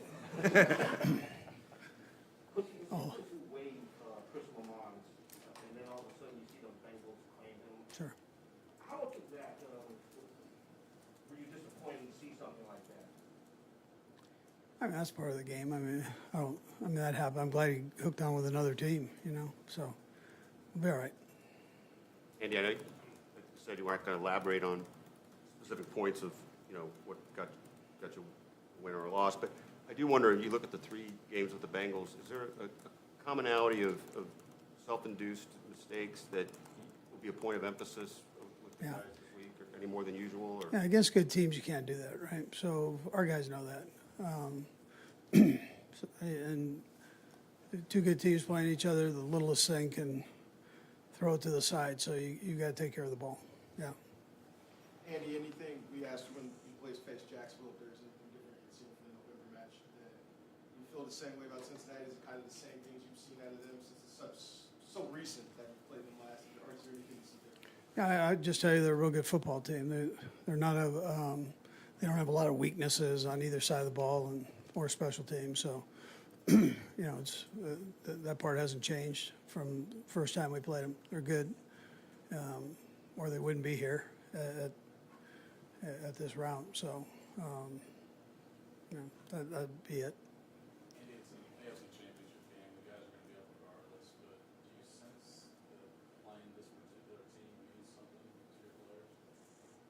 Yeah, whoever they're going to put in front of you right now, I mean, you're going to be up for the game. I mean, that's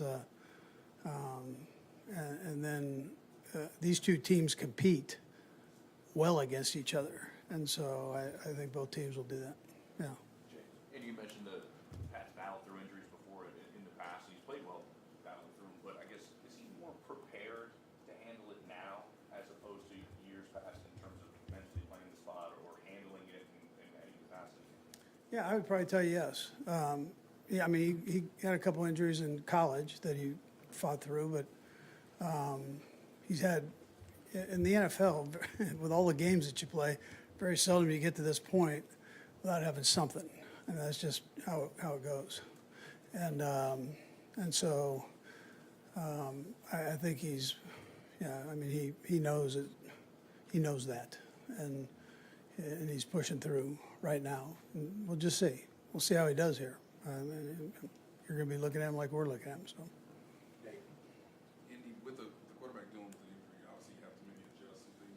I just wonder where you feel like your experience, having been the coach for all these years, helps you maybe get a quarterback, obviously maybe limited or hindered by something into a rhythm, have them succeed in a better place. Where do you feel like your experience allows you to Yeah, you know what, Nate? I think we have enough in the game plan where you can kind of pick and choose where you want to go with it, and according to how the players are feeling, while they're playing, and so maybe experience helps. But there's enough in there that you can choose from and work any way you choose to go. And is that just a quick follow-up? Is that I think in previous times you said that there might be 250, maybe 300 plays for a certain game plan. Is just having a wider selection, does that also help too? Is that kind of That's what you have a variety of things that you can go to. Obviously, you don't use all the plays in the game, but they're available, and so if you have to go a certain direction, you can go that direction with the calls. Patrick's just mental fortitude and fighting through injury in the past. Are you comfortable? Does comparatively very little at practice this week, and really the onus maybe being on mental piece? Yeah, most likely he won't just do a little. He's gonna. I don't think I'm gonna have to go there with that. I might have to pull him back a little bit, but knowing him, I think he's gonna try to do everything, and we'll just see how he does. But I'm sure, I don't know what that number is, Michelle. I mean, whatever the number is, it is that he needs, but I don't think that's going to be the issue. Andy, Frank Clarkson, the top 5 career postseason sack, big game last week. What are you seeing from him to suggest he could have another big game Sunday? And what is it about him in the postseason? Yeah, well, I mean, he's always fired up, but I guess there's a little something extra there that he has, but he's a relentless player all the time.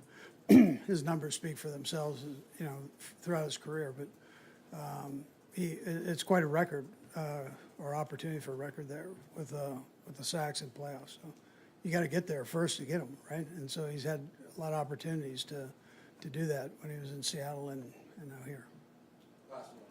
Coach, there's a lot of talk about the passing game and both quarterbacks, but the Bengals are a very physical team, and so is the Chiefs. So how much emphasis is that going on in practice? Yeah, so both teams are physical, and that's a good thing. It should be a great game to be a part of and for our fans to watch. So right now, though, you're not going to go and bang each other up before the game and do that. But the guys know that. They absolutely know what you're saying, and so they'll prepare themselves mentally for that. All right, thank you. Okay, thank you. All right, there's Andy Reid. You're listening to Sports Radio 810 WHB Kansas City. Patrick Mahomes, he'll probably do everything at practice. We'll have to be, Andy Reid more likely will have to pull him back from doing things rather than seeing how much he can do and not expecting him really to be limited at practice. So probably a full practice designation for Patrick Mahomes. That's certainly interesting. And McCole Hardman feels better than the last couple of weeks. Says, we'll see. Seems to be in a good place, but practicing too. Here's Patrick Mahomes. How you doing? How are you? I'm doing good, AFC Championship week, ready to go. How's the ankle? It's doing good, I've had a few days of treatment, a few days of rehab. Excited to get on the practice field and kind of test it out and see where I'm at, but it's feeling good so far. You expressed that you'd start treatment the night after the game. Can you just kind of bring us through what that night was and then these last few days, what you've been doing? Yeah, I was able to do some extra testing just to make sure everything was good the night after the game, and then get a few things done to help the treatment kind of start off. And then the next few days has just kind of been, all-day thing where you're just doing either treatment or rehab or watching film. And I had to take Brittany a few places with me so I can be around the kids a little bit. But it's a full-day thing where you're trying to make sure that you're obviously prepared for the Bengals and a great football team, mentally and physically. Patrick, what do you think has been the toughest injury that you've had to play through before? How that might serve you for Sunday? Probably my toe would probably be the toughest injury. I remember when I had the toe, I was like I had to curl my toes when I walked. So that was probably the toughest injury that I had to play through. But I've dealt with a lot of them, man, and you gotta have to mentally just get yourself to focus on what needs to be focused on, and that's the team that you're playing. And you prepare your body all week, and then when you get to Sunday, you focus on playing the football game, and that's what I'm gonna try to do this week. Is this at all comparable to the injury you had against Jacksonville a few years Yeah, it's very similar, just a different ankle, especially when you're different ankles at the quarterback position, you're planting and throwing off different stuff.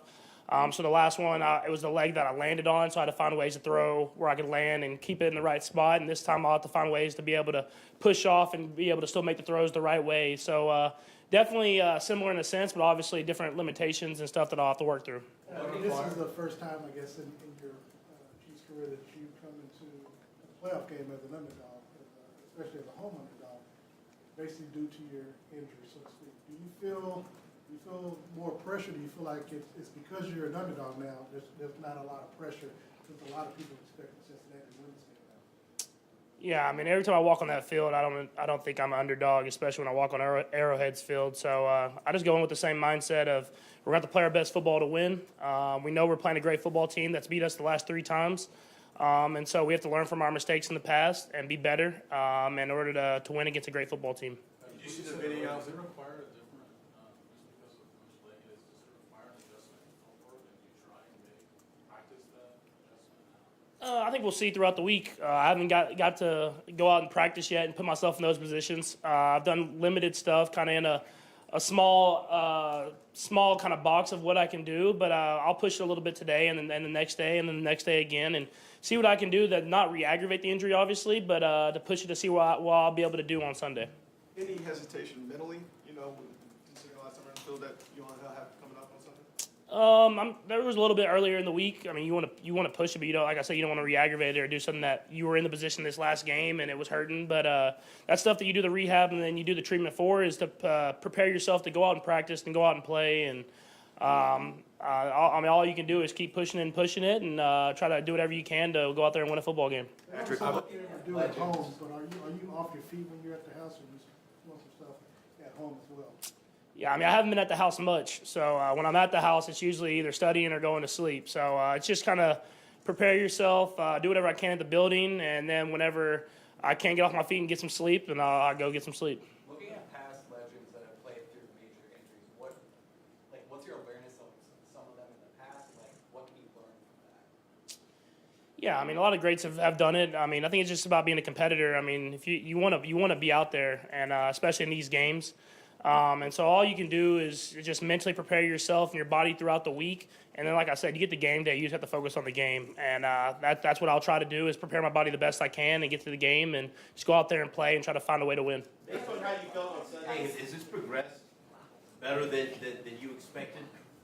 Yeah, for sure. I mean, I felt better than I thought I was going to be after the game. I mean, moving on it during the game definitely hurt. But after the game, I was able to rest it and kind of ice it up and do different stuff like that. I felt in a little bit better position, and obviously the next morning felt a little bit better, and I've continued to get better throughout the week. So we'll see how I feel today at practice, and I'll get a better feel for y'all, and I'll be able to, I think, answer a little bit better tomorrow. This is a team you've faced a few times, like a division opponent. You guys know each other pretty well. You've been able to run on them. What has been the challenge trying to throw against that secondary? Yeah, they're coached well, man. Their defensive coordinator, Coach Anarumo, has done a great job of changing up the game plan. I think that's been the best thing. Is very game plan specific. It's never the same. He gives you different looks out of the same look, but different coverages. And that's what I think a lot of great defensive coordinators do, is they're able to coach their team up and do a lot of different stuff and variety of stuff, but still be sound in it. And I think that's what they do well. And then they have great players. I mean, at the end of the day, they have great players that are extremely coachable and go out there and do their job to the best of their ability. And so when you're at this point in the playoffs, you're playing against great teams, and it's about who can execute at a higher level. In different ways, for lack of better terms, the Bengals have been a little vocal this week. What's been the messaging internally just to not get involved with that and react and to that type of stuff? Yeah, I mean, we just go out there and play football at the end of the day, and all that stuff you can talk throughout the week, but at the end of the day, it's a football game. You have to go out there and play it. So we believe in just showing up on Sunday, playing our best football, and seeing what happens. We're going to go 4 more. We'll go Vahe, Todd, Steve, and then Sam. Bye-bye. Patrick, a little related to that, you're a lot more used to having winning streaks against other teams than having one going this way. How do you work with that in terms of the motivational point there? I know you look for motivation in different places. Yeah, I mean, we've obviously lost this team 3 times in a row, and we've had great football games against them, but they've been able to beat us situationally at the end of games. And so how can we be better there? We know it's going to be a close football game. Every team you play in this position is going to be a close football game. But how can we be better situationally that we go out there and we're able to execute on third down in the red zone and at the end of games in order to win against a good football team? This gets in your head in a negative way in any way, right? I mean, I assume it's motivation rather than. Yeah, I don't know how it would be a negative way. I mean, I think you won't relax. You'll focus in even more on the details. So, I mean, we'll be ready to go, and I'll be ready to go for sure. They've done a nice job of putting pressure on a lot of teams. How much of what they do is scheme stuff, and how much of it is just physically they're able to do something to put pressure on quarterbacks? Yeah, I think more than anything, they have no weakness across that whole defensive line and that linebacker position. I mean, they do a good job of pass rushing. They do a good job with their DBs of rushing from the outside, and they keep changing it up. I think that's the biggest thing is you can't relax back there. You have to make sure that you're really focused on the details, and same with the offensive line and the running backs and the protection plan. So, I mean, it's a little bit of both. They have great players all throughout that defense, and then they have a great coach and a defensive coordinator. So, for us, we have to focus on the details, prepare ourselves the best way possible, and at the end of the day, we have to go out there and play. Patrick, you talked about, working yourself back into the groove as far as, being able to not be limited and moving around. What's your message to the offensive line, knowing that you may be limited and not being able to? Yeah, I think you saw in the second half of this last game, man, that they stepped up and did a great job of protecting me, and where I was able to throw the ball from within the pocket. And I'm sure they'll be ready to go. But like I said, it's a great defensive line, so it'll be a great challenge for them. But I'm excited for those guys to go out there and accept the challenge. Patrick, without asking you to give away what you're game planning for, does your game plan adjust based on the fact that you think they might perceive you as? Not necessarily. Like I was saying earlier, they're very game plan specific, and they switch every time it seems like we play them. And so it's one of those teams you have to be preparing for everything. Played them one time, they pressured a little bit. We played them one time, they dropped eight. We played them this last game, they played it more kind of true to the coverages. So I'm expecting them to have a mixture of all that stuff, man. I mean, that's why they're in this position. And so you just prepare yourself to be ready for it and execute the play and then move on to the next one. Thank you. Thanks, Patrick. All right, there's Patrick Mahomes. We'll hear from some other Chiefs players, but saying that he's feeling good. The toughest injury that he had to play through was the turf toe. Said even when walking, he had to curl his toes. And you just have to mentally focus on what you need to do. Similar to the ankle injury against the Jags, but a different leg. That was the landing, so he had to figure out how to land on that high ankle sprain with his left foot. And now he's learning the different ways he can push off with the right ankle when throwing the ball, and going to test it at practice. Here's Justin Reid. Hello. Can you talk a little bit about facing Joe Burrow and what it is you've faced him enough now? Yeah. You guys got experience. What do you see as some of the keys? Is he throwing the ball quicker? Why has he had the success he's had, and what are you guys trying to do to neutralize that? Yeah. Well, just on top of the arm talent that he has, he can make all the throws, deep balls, short balls. It's just he's also very patient. He makes really good decisions with the football. Hardly ever turns it over. It's really hard to get the gimmies that sometimes you see quarterbacks give the ball away. But with him, you really have to take it away. He's not going to give anything to you. Like I said, very smart with the football, very patient, and then even uses his legs at times when he needs to, too. Justin, one of the things that we noticed last game, several times you guys had opportunities to make the tackles short of the line of game. They were able to kind of force through that. How big of a key is that this time around to make sure that you get the guys in the ground? Yeah, huge. I mean, this is the playoffs, and, it's a game of inches, and, there's a couple moments in that game to where, the ball just was a little bit shorter. The game might swing in a different direction. I mean, even that they come down to the wire at the end of the game, they even completed a slant on the outside, just inches away from making a play on the ball. That's just a credit to those guys. They do a good job on that offense. But we started to catch some heat, too, on the defensive side of the ball from December. We're going to have to ride that train of momentum that we've created and take that with us into this game, really play our best game of football against a very talented and high-powered offense. Justin, this unit of receivers led by Jamar Chase, what makes them so difficult to defend, especially Jamar? I know you weren't here for the first two matches. Mm-hmm. The first one still goes for 90 in his return. He's had, I think, around 400 altogether.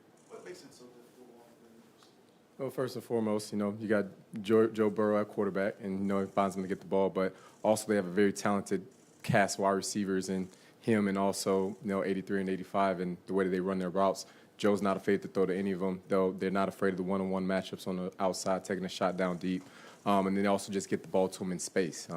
They know that a lot of tension's on them, and they find ways to get him the ball, screens, check downs, things like that, and just get him the ball in space and let him do his thing. That's a connection that they've had for a long time now, going even back to their college years. So they know each other well, and that tends to show up on the football field. Justin, I know it's easier said than done, but as Spags talked about how much or how quickly you all have to get to Joe Burrow, because it seems like, I think he gets sacked by the Chiefs one time last year, Melvin Ingram in the AFC Championship game, I think one spot, Carl Lawson last year. How vital and how important is it for you all to get to the ground? Oh, extremely important. Can't let him sit back in the pocket and just get into rhythm throws, because that's when he's most dangerous. Really need to find ways to force him out of the pocket and make those plays, because you're not going to win a game if you don't get sacks, if you don't get turnovers, especially against offense like this. So got to find ways to get pressure on them and create those turnovers. Looking back at last year, your game against the Bills literally changed the NFL with the postseason rules. How are you guys preparing to potentially go into overtime where both teams will get the ball? Well, first course of business is to try and handle what you can do in the first 60 minutes. But if it comes down to the overtime rules, I think the dynamics change a little bit in the postseason now that, if the one team scores, the other team will get a chance at it. I'll leave that to Coach Reid on which direction they're going to want to go with the coin flip. But as far as we know, if it comes to that, we go out, we play defense. It doesn't matter what the score is. If we're down or we're up, we play defense. We stop them from scoring any points. So that's going to be the mentality on the defensive side of the ball. Justin, just given Chase and all these weapons with Higgins and all their pass catchers, how much more elevated does the communication in the back end become, and then the safety help that you might need with these guys? Sure. We want to know where he's at every play. The guy has put enough times on tape that he's a very dynamic weapon for them. So we're going to have high level awareness.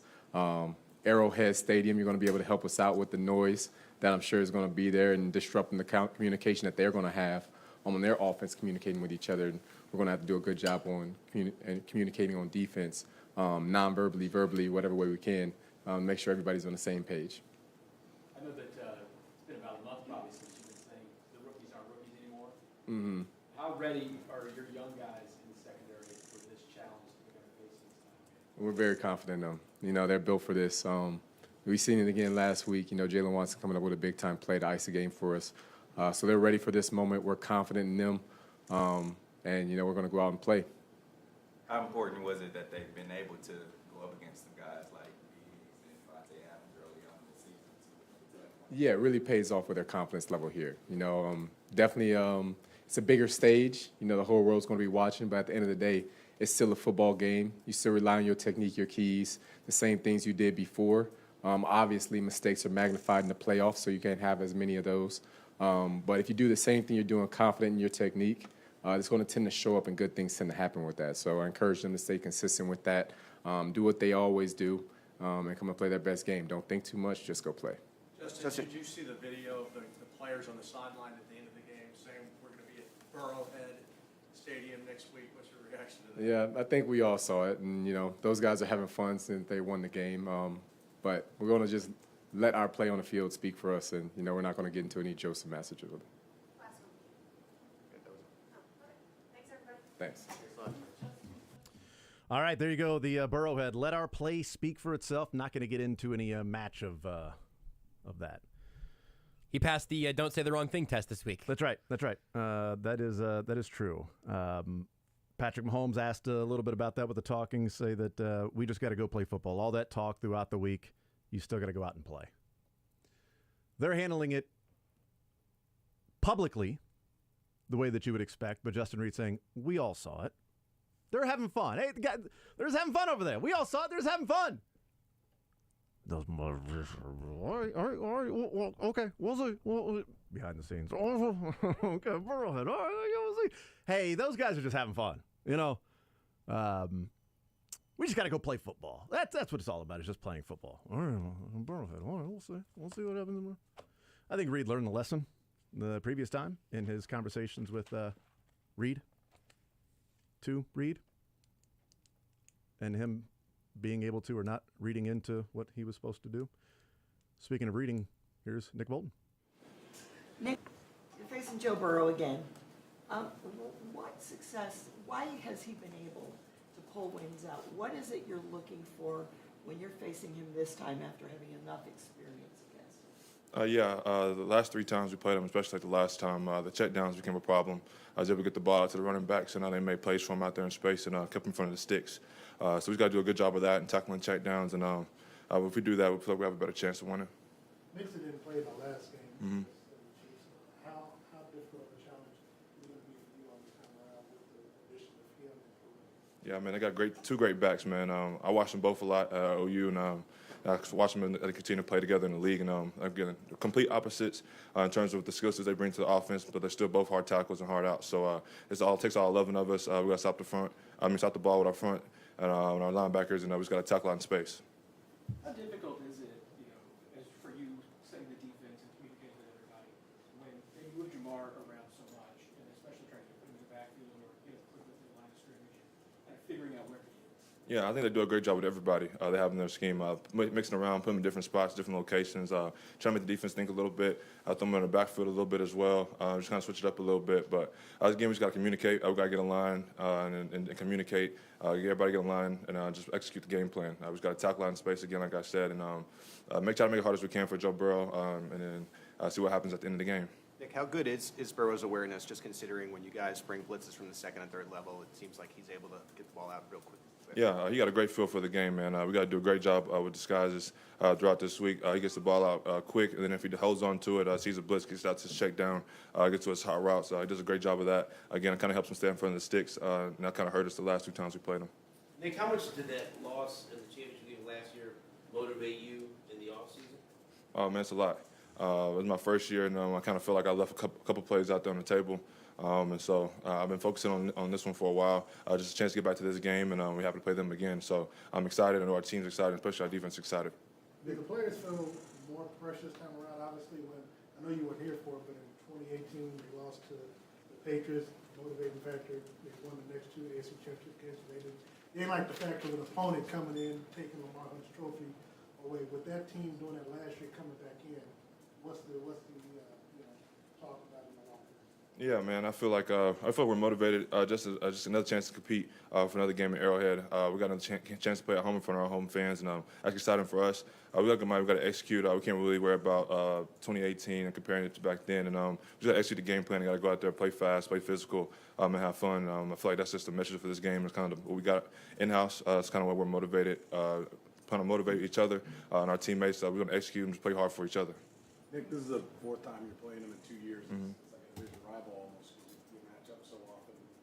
Maybe it's just the cameras catching the right time, and it seems maybe more chirpy, maybe a little more chatter between the 2 teams than normal games. Does it feel that way to you? Is there more talk? Is there? It's playoff football. I've been here. This is my 2nd year, and I played in a lot of playoff games, and I kind of feel like that's just the level of intensity that you bring every single week. You got to bring that. You got to have that edge, have that chip on your shoulder if you want to compete and win games and get a chance to play in the Super Bowl. So they don't get under your skin more? No, sir. Anyone else? No, sir. Nick, you mentioned tackling the check down, but also those elusive receivers like Jamar Chase and T. Higgins, all those guys. Like, what's the difficulty of trying to get them to limit their yardage? Because they've been pretty productive against you guys. Yeah, we're a press team, so we got to get hands on receivers, and again, we got to tackle.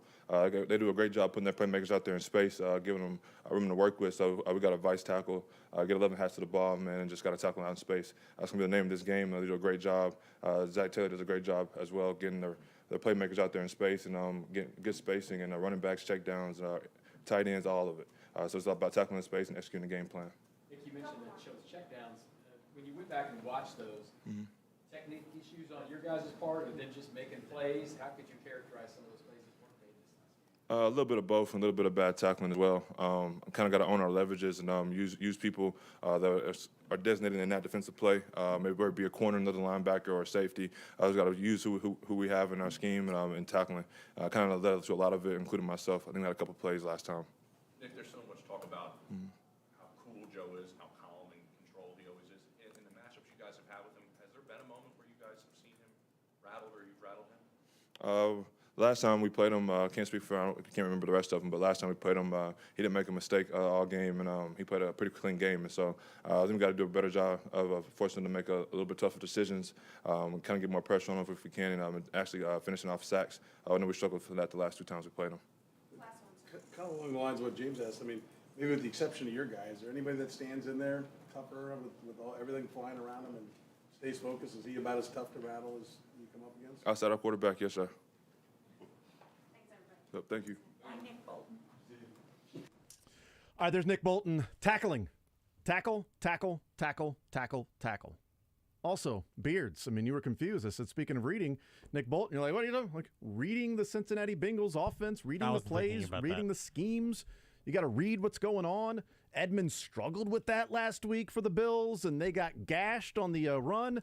Nick Bolton's got to be instinctual, man. He's got to be ready to go, and they got to tackle, tackle, tackle, tackle, tackle. In space, tackle. Leverages, tackle. Would have been a better segue to Justin or Andy.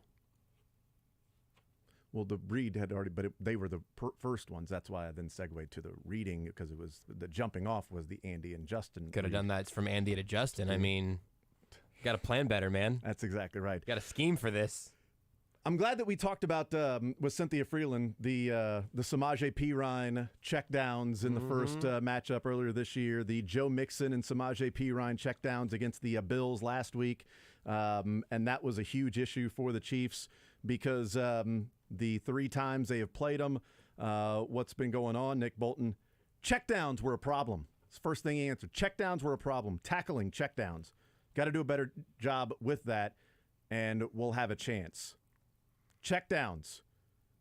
Burrow, awareness. He's got a great feel for the game. Quick throw, or you can hold on to it and hit the checkdowns.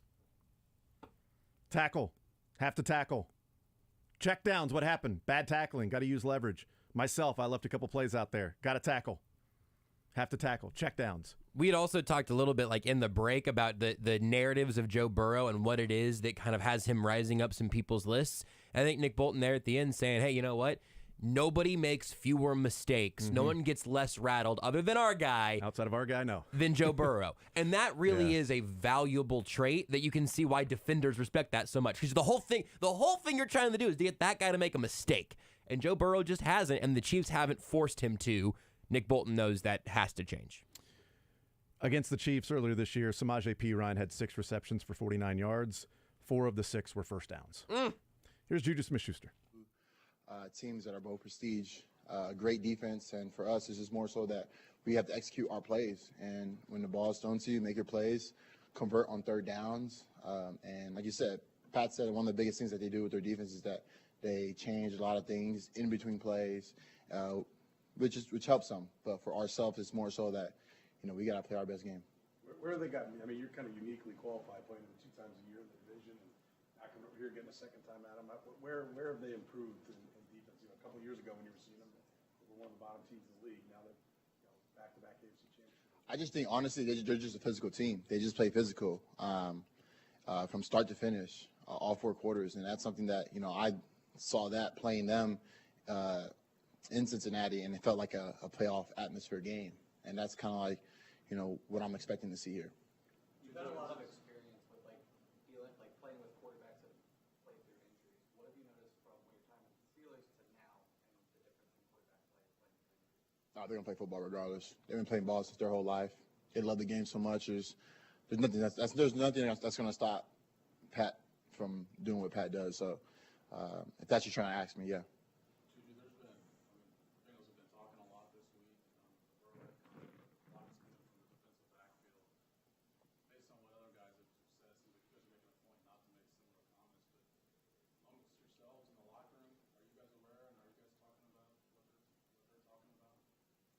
I'm sure a lot of guys are aware of the comments that they're making. I've been playing against this team since I've been in the NFL, so it's nothing new to me. Like the Bengals, they've always been the raw team, and they back it up, and that's what they've been doing this whole season. So it's just more so for me to go out there and just play ball, have fun, and just talk about shoulder pads and helmet. How excited were you to see Patrick Mahomes and the way his condition seems to be, improving as the week going along to now? Super excited, man. Like you said, that kid, man, he's a dog. He doesn't give up. He doesn't quit. As you guys saw that this past game, and going into this game, like I said, you'll see him out there.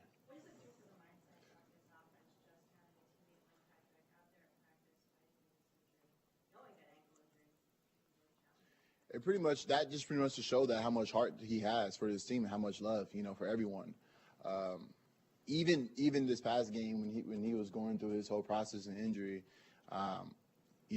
he was still pushing. We could see that he was fighting, and it was nice for us because that kind of gave everybody in the room, in the huddle, momentum to like, yo, we got to push, we got to work for you. Like, we're here for you, we got your back, and it showed this past game. Did you still early on in the season asked you about, you know, what your goals were, and one of them was to get to this game and be able to go to the Super Bowl. What's your excitement level of being able to be here now? And I know you feel like Super excited. What's your excitement level being able to play this game? I'm super excited, man. I can't wait to practice today. I can't wait to just go out there. It's just more so that, this is my 6th year in the league, and I've been trying to, get to this every year. And the fact that I'm here and I'm, preparing for the week, like, we take day by day. And like I said, I'm excited. One thing we can't peak too soon though. So, yes, sir. Have you allowed yourself to think about what it would be like if you won this game and made it to your first Super Bowl? No, I haven't even thought that far. I'm focused on today. And once we conquer today, we'll focus on tomorrow and then the following day. And then when game day comes, we'll go from there. What was it like to see the game plan heading into this week? Just knowing you've done it now for 19, 20 weeks, but for this particular game, what was your sort of first reaction when you saw what you guys are building upon? It's fire. It's fire. It's Andy Reid, it's Patrick Mahomes. Like it's nice. It's nice. When you look at everything that you mentioned that Lou does with that defense and how they change things up, how important is it for you guys all as pass catchers to recognize things pre-snap as early as possible? Right? Yeah. So that's a big thing. That's very important for all of us. For all of us to be all on the same page, being able to read coverages in between while you're running routes, knowing when to stop, when to keep running. And that's like the biggest thing for us because you said, like, this defense is really good. They're physical up front. They change it around. They move around a lot. And for us, we got to be on the same page with Patrick Mahomes. So I think it's just more so for everyone just getting on the same page, right time, right moment. And it's gonna be like that on both sides of the ball. When Chad came in the other day, the run game became even more important, and you guys kind of had to step up. How much of attention and elevation is there in the idea of we're going to have to step up a little bit this week when it comes to the little things like run blocking for you pass catchers? Yeah, no, most definitely. I mean, we definitely got to run the ball. That's definitely huge for us. And like you said, when Chad came in, which Chad Henne's a dog, if you guys don't know that, he came in, and that was like our big emphasis, is that be able to get the run game going just so we could throw the ball deep. And like I said, it just goes hand in hand when you run the ball and pass the ball. Okay, thanks, Juju. Thanks, Juju. Thank you. Appreciate it. All right, Juju Smith-Schuster executing on third downs. Got to play their best football. Physical team. They like to talk. They're a rah-rah team. It's nothing new, but they back it up. He didn't get into they're talking. No, they're talking. They back it up. We want to talk, or said, I want to talk with my shoulder pads and helmet. Patrick returning to the game gave the group extra momentum, motivation, pumped up in the huddle a little bit more when he was there. So that's that mental, emotional side of the game when that guy comes back in the game and they're like, all right, we got to do we got to step up our game to make sure this guy's protected. What did you think when you saw the game plan? It's fire. It's also just kind of funny to think this is Juju Smith-Schuster's first AFC Championship game. It makes sense. It's just that's a rare thing for Chiefs players. Also, Isaiah Pacheco's he's talking now. Against a team that could play its toughest game this weekend. So for me, I've been waiting on this moment my whole life. So for me to continue to be myself and go out there and follow the leaders and take it play by play and let the game come to me. Do you feel more of a sense, with Patrick being limited in some way, that more is on the running game, the offensive lineman, you guys talking about how much more important it might be to make sure that run's going this week? It doesn't matter what we call, who's the quarterback, what we call, when we play, where we play. We're ready to go out there and execute. Where's your confidence level? I mean, now that you remember when you're first kind of getting in, when you get your first start, now all the way, 19 games into this thing. Where's your confidence level? Like Coach Cho said, we were rookies at one point, but now we're not rookies. The season's kind of over with. So for me, I kind of carry that mentality that I'm not a rookie anymore. So just continue to follow the leaders and do my role and play my part so we could execute. You mentioned following the leaders. Who is it that you're leaning on the most? Is it Jared? Is it It's Jared, Travis and Pat and the whole offensive line. The guys that have been here before me and they've been in these situations, those are the guys that I look up to and learn from. What did you learn most from the last time you saw this team as far as how they play defensively and what it takes to run against them? They play very hard. They play as one, and you can credit them on that. They play very hard. So for us, we got to go out there and be ready to execute from the snap of the ball. Divisional championship as a rookie, like you've overcome a lot in your life. Like, what would it mean to like your siblings that are no longer with you anymore, like, to see that you've reached this level? It's going to mean a lot. I have my nieces and nephews that are here to watch me grow and see me at my lowest to now my highs. But I always tend to not let it level out. I'm not satisfied. The job is not over with. There's more to come. When you see a team that, like the Bengals against the Chiefs, like to go with a lot of light options or defensive backs in the field. As a running back and with your style, does that feel like an opportunity to you when you see more of those guys out there than maybe linebackers and bigger players? Definitely. There's a lot of big guys out there, like you said, and for me to trust the scheme and allow the game to come to me will allow me to be at my best. As you've gone along here, the coaching staff, you yourself has mentioned, I need to find that patience as a pro. As you've gone along and you look back, how do you feel like you improved there, and where do you find yourself right now? Like I said, it's going back to looking at the leaders and learning from them and, taking the game from them. And so that's what I've been doing, and learning from them is helped me overcome the game by playing so fast. The more playoffs game by come, it gets faster as game by game. So for me to just continue to be patient and learn from my mistakes that we just learned from in the game in the classroom is important for me to take those mistakes and grow from them. Specifically, what has it meant for what has Bieniemy meant for your development in your first year here? Great coach. He motivational, and that's what it's all about. Being there for us when we need him and calling the plays. We're gonna be the players out there playing. He can't play, so we got to go out there and execute.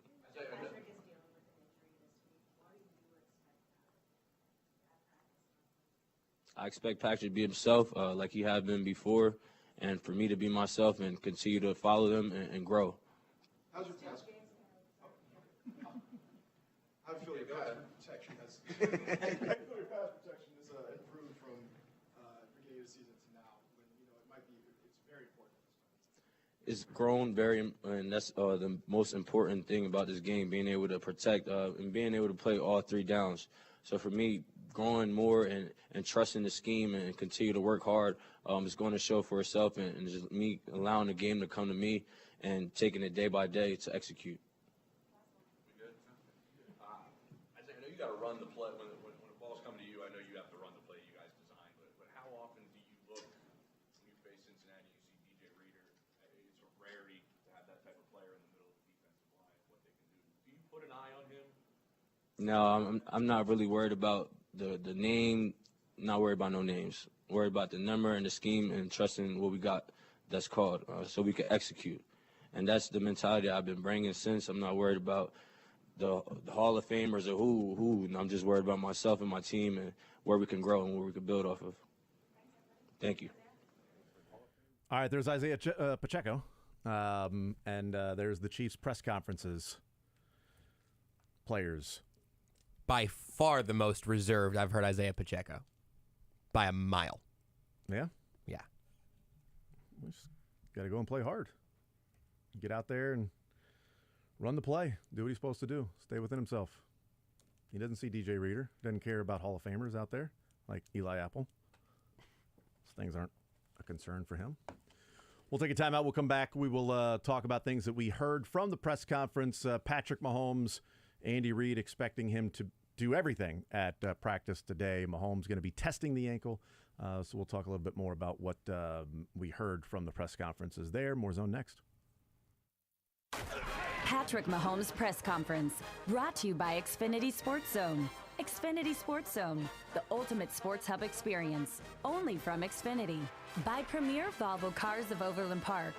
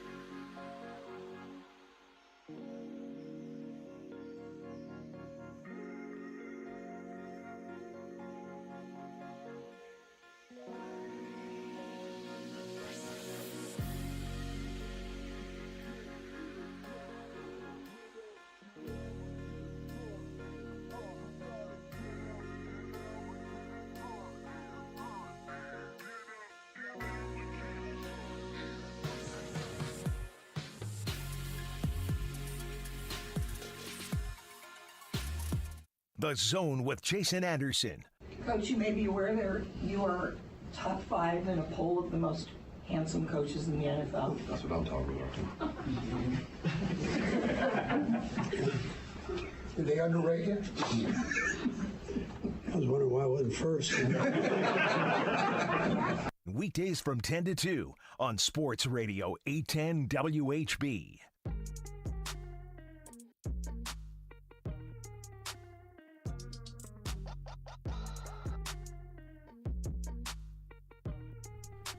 All right, we will hear some sad fans coming up in the 1 o'clock hour.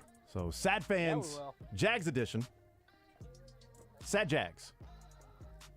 Sags fans on Reddit. 913-912-4810 is the text line. Text points out and says, if they've got 3 wide, 5 offensive linemen, and just 1 running back, that's 10 players. That's correct.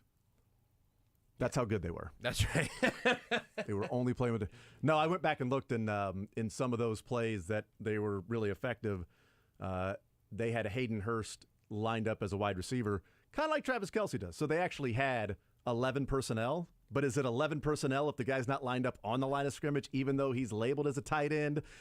Yes, it is. So it was technically not 10, but 11 personnel. It's just Hayden Hurst was lined up as a wide receiver, even in the slot or out wide.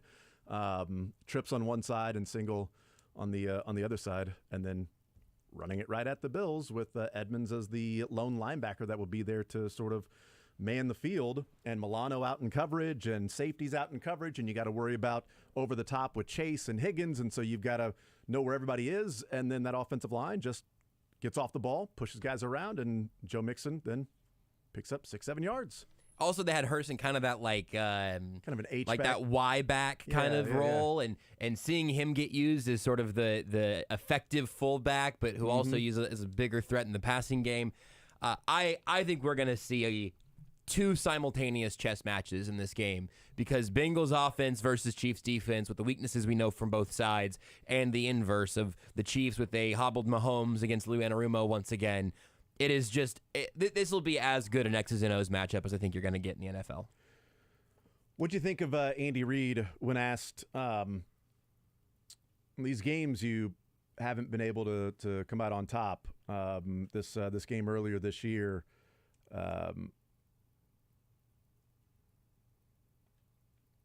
What put them over the top? I was trying to look at the question. What put them over the top? And he said, it wouldn't be smart if I answered that.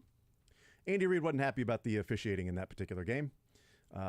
And a lot of people weren't. And there were some phantom calls. There was the phantom pass interference call on 3rd down that the Bengals at their own 25-yard line in the 4th quarter, Chiefs were up 28-24. Or that was last year, actually. That was, I believe that was last year. No, that was earlier this year, right? Or was that last year? I don't know. It doesn't matter. Either way, there were penalties and issues that happened, and they had to be better at finding ways to win. So, or maybe they're up 24-20 or something like that. They were up 4 points at one point in that, and they had opportunities. So last year, it was last year because last year had the officiating crew that's going to be officiating this one this year. So that was the phantom pass interference call on Snead, and then the horse collar that was not a horse collar on Snead, but the illegal hands to the face was a penalty down on 4th and 1 when they went for it back-to-back times. It was a hold on Charvarius Ward on Jamar Chase. He tackled the man, and it was an illegal hands to the face because Snead's hand is just unfortunate. Just got a little high, and his hand gets caught in the face mask, and as Boyd's starting to cut, his face mask rips back. No getting around that. Yep. That face mask jerks like that, and your hand is there. It's getting called every time. It sucks. It's unfortunate, but the Chiefs end up losing that one, as we know. But Andy Reid, it wouldn't be smart if I answered that. So, also, you know what? Make plays. Check downs. You had a 3rd and 3, and, your guy gets beat. Your left tackle gets beat. 1st and 10, your left tackle gets beat, and Patrick Mahomes has to just throw it away for an incomplete pass. 2nd down and 10, they have the little screen to Jerick McKinnon. Great play call. 7 yards, setting up 3rd and 3. Your guy gets beat. And as Mahomes is getting tackled from behind, if Orlando Brown had given just another half second, Juju Smith-Schuster, I still believe, scores a touchdown. He's getting ready to throw the Juju Smith-Schuster, who's breaking wide open over the middle, and there is only one player that's left in front of him, and there is also a Chiefs defender there, or a Chiefs wide receiver there. So that happens. Game of inches. Nick Bolton, game of inches. Hitting the guys, and they pick up a couple of extra yards.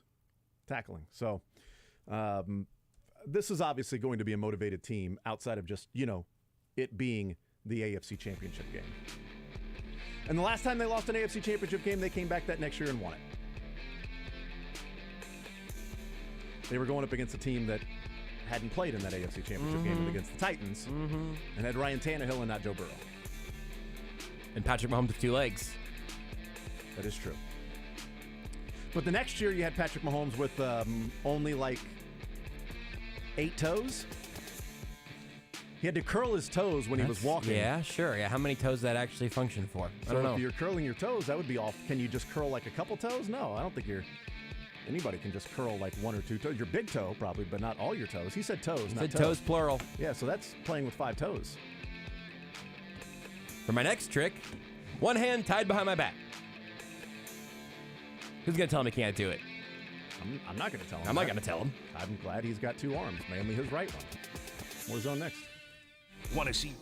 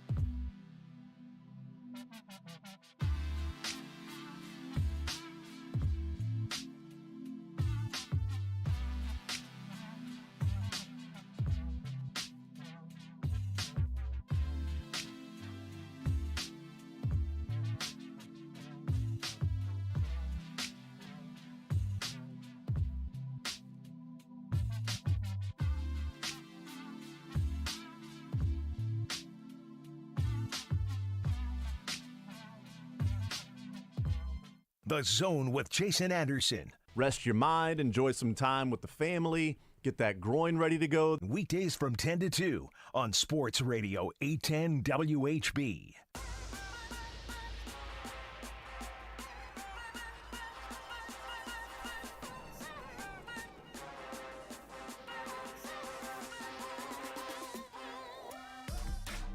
We continue right here on Sports Radio 810 WHB.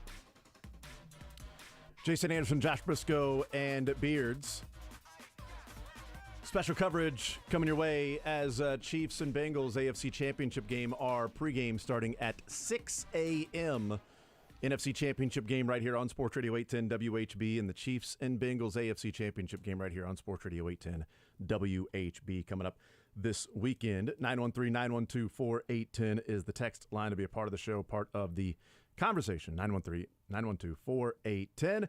And we're giving something away. We're giving something away, Let's Jason. give something away. I think we might be giving away one of our best giveaways yet. I'm not going to tell you what caller number wins yet. I don't even know if Beards has unblocked the phones. You will have to speak to Beards, which is really a prize in and of itself, because we're giving away 2 tickets to Adam Sandler Live at the T-Mobile Center on Saturday, February 11th. The good news is we have Adam Sandler with us live in studio right now. Hey, Adam, how are you? How excited are you for this show, Adam? Shampoo is better. It cleans the hair. It's the Adam Sandler Live tour with surprise guest is still all I've found for like what else is going to be going on there. That's exciting. That's enticing to me. Conditioner is better. It makes the hair silky and smooth. He's bringing comedy and song. The art for the tour's got him jamming on a guitar as well. You're getting the full Sandler experience. Plus, I've been to many a T-Mobile show, and it's an incredible venue to get to see a show like this at. But I've never seen Adam Sandler, which I know separates you and I from our live story. That's the only thing. I've never seen Adam Sandler live. My first concert was Adam Sandler, like back in 7th grade, I think it was, out at Sandstone. I'm always going to call it Sandstone. Back at Sandstone. And the only memory I have, besides, picturing him on the stage with a guitar, like that's what I remember. I don't remember anything else that came from that show except for this odd smell outside. Like, did somebody run over a skunk out there? Like, what is that? A lot of people smoking cigarettes, it looked like, but it was like wacky tobacco or something like that. I don't know. It was an interesting smell, and that was my first experience as a 6th grade, 7th grade, or whatever it was.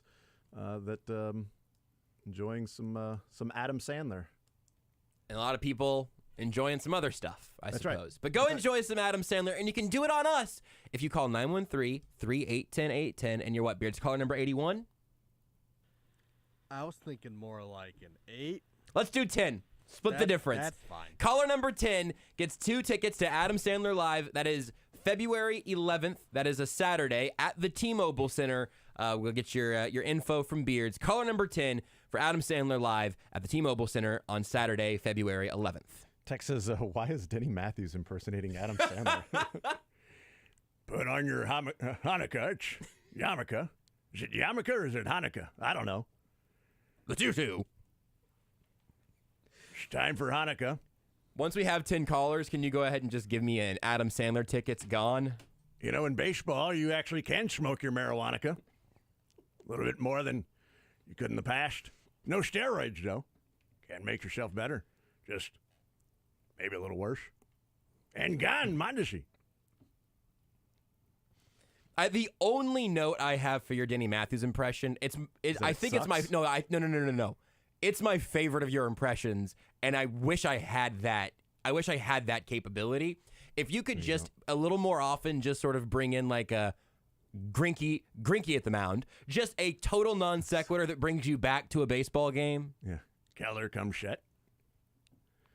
This will time and temperature brought to you by the parking spot.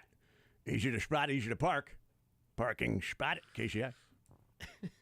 Just every once in a while, just talk about the parking spot. Let's do one. You guys parked over there? Actually, where I park is the parking spot. Parked at this Adam Sandler show. Easy to spot, easy to park. That would be the parking spot at KCI. It's a good impression, man. I don't know what to tell you. My favorite Denny line ever is when he turned into Bob Uecker for one game. When I believe it was Mark Redman on the mound, who was not good. And he had gone like 6 starts in a row giving up a run in the first inning. And I remember listening to the game, and Denny Matthews, it was as critical as like I had heard in a long time. And he said along the lines of like, Mark Redmond, trying not to give up a run in the first inning today. Should be a nice change for him. Oh, my God. That's as critical as it gets for Denny. Be a nice change for this guy not to suck. That's an annihilation. Yeah, that's right. Hey, Beards, are the tickets gone? They're gone. And gone tickets. Bang. All right, so Texter wants to know, am I number 10? Beards, the Texter number 10? Was Texter. Did you call? I'm just saying. The person who knows the person who won at this point should know that they won. I'm sorry, Texter. I'm just letting you know what the text was saying. It's a great question. We read every text without proofreading it. Every text that comes in, we read it out loud, repeat it, no thought, no filter. This is true. Text says All-Star Mark Redmond. That is right. Yeah, that is. God, All-Star. Text says, I don't know the number. I gave out the number. Am I number 10? I don't know the number. Did you get to 9 calls and then my text came in? You're a 10 texter, but you weren't caller number 10. Text says, call? It's 2023. Don't make me call. I wanted to just do the thing that was the most inconvenient for Beards. I considered saying, sprint to the front door here at Union Broadcasting, and we'll just make Beards stand out in the slush. Hold on. Actually, Beards, can we tell the previous winner that they don't actually win? No. I'd like to send you into the slush. Nope. Flag down Beards McFly in the parking lot and sing him an Adam Sandler song. As we get ready for sad fans, I want to play a couple of other quick clips. And I know that Beards is like, yeah, I've got everything set up for sad fans. I've got it all opened up and everything. Still got the other stuff open just too. Press play. Can we hear Tom Brady? He was asked about by Jim Gray on his podcast, the Brady and Jim Gray podcast. Let's Go, I believe it's called. There's an implied third word there in the middle, but it's implied because it's a podcast. Let's go. Let's go. Let's go podcast is what I was thinking, actually. Well, it's probably the words used most often by professional athletes. Let's go. And certainly by Let's Tom go. Brady. Let's go. Man in the arena. So Tom Brady was asked by Jim Gray, hey, what you think you're going to do this offseason? You retiring? You playing? What do you think? Jim, if I knew what I was going to do, I'd have already done it. Okay? I'm taking it a day at a time. What did he say there? The answer to Jim Gray and his podcast partner, they're hosts together. Jim, if I knew what I was going to do, I'd have already done it. Okay? I'm taking it a day at a time. The best, I should have left in the 6 seconds of dead silence by Jim Gray, since he clearly did not expect that response from Tom Brady on their podcast, and then him responding about 6 seconds later going, well, Tom, it is the question that everybody is wanting to know and that is talking about. Let's just recreate it with the silence, Beards. Let's just get that one more time. Yeah. Jim, if I knew what I was going to do, I'd have already done it. Okay? I'm taking it a day at a time.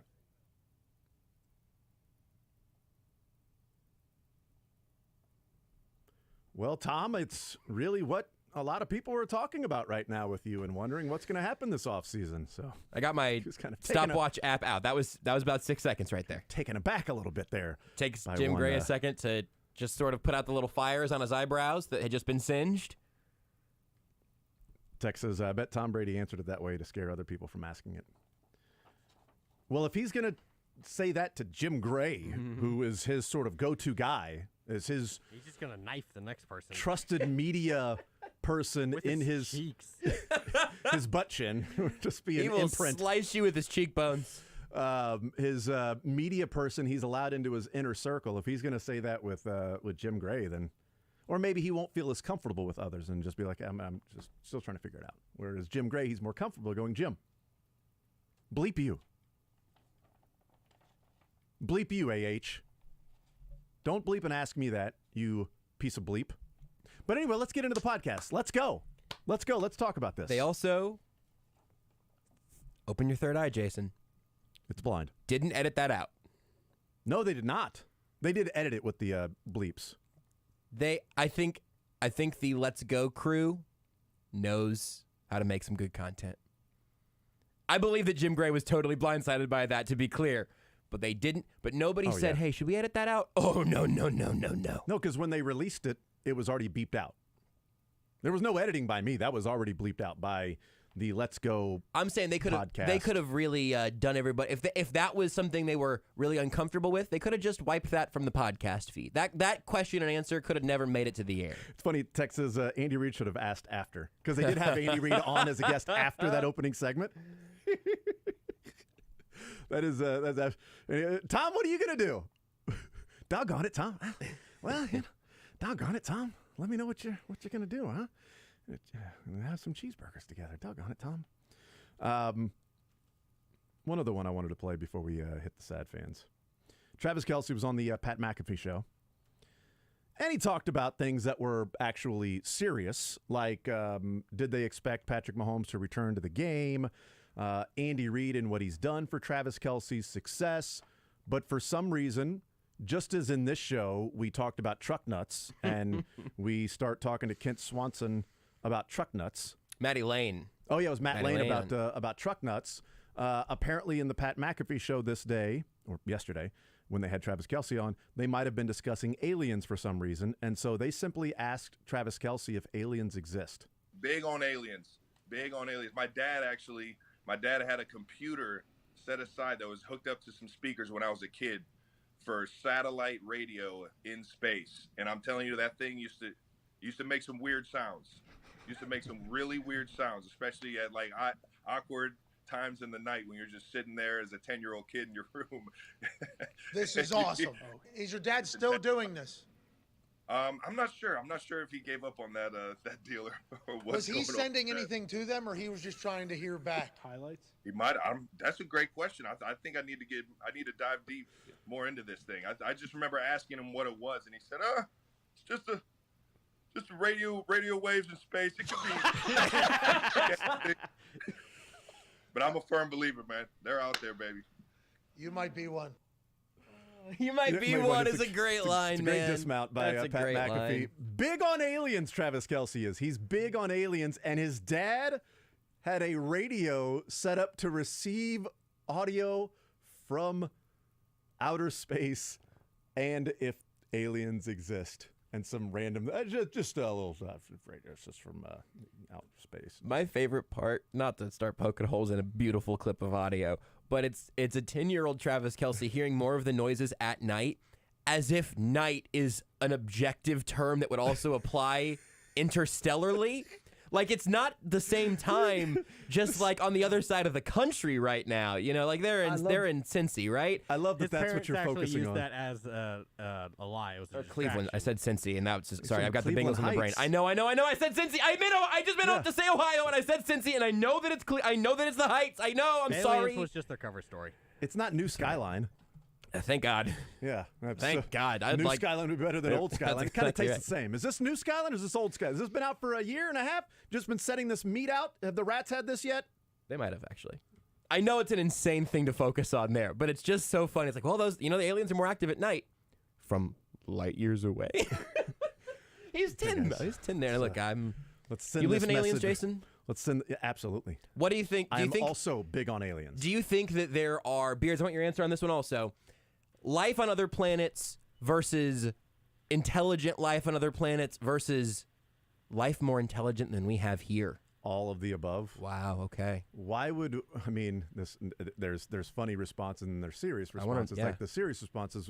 Why would we think that we're the only ones in a planet of all of the solar systems in the entire universe, the only one that something has evolved on that planet to be a living,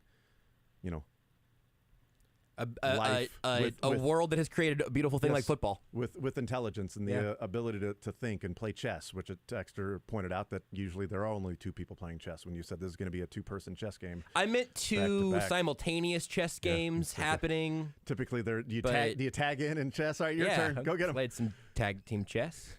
Beards, aliens? Probably. Right now, I'm looking up to see if there's a 4-player chess. And there is. Yes! Whoa! Eat bleep, texter! Take that, texter! Bleep you! There's 4-player chess. There's 3-player chess. That's not true. That can't be 3-player chess. It's a circular board. So that would be the entire royal family gambit, not just the queen. I'm going to get us a 3-player chessboard so we can all have a little zone bonding activity after the show someday.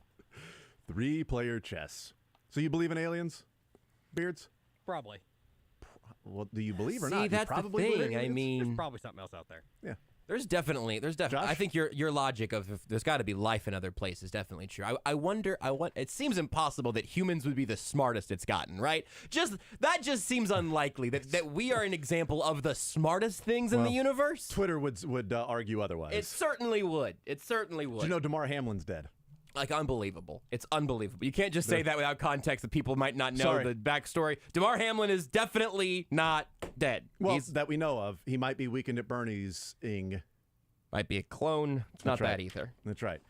So yeah. just, hey, everybody Intelligent log life off form? 5 minutes earlier than you think you need to, and I think we can prevent stuff like that from happening.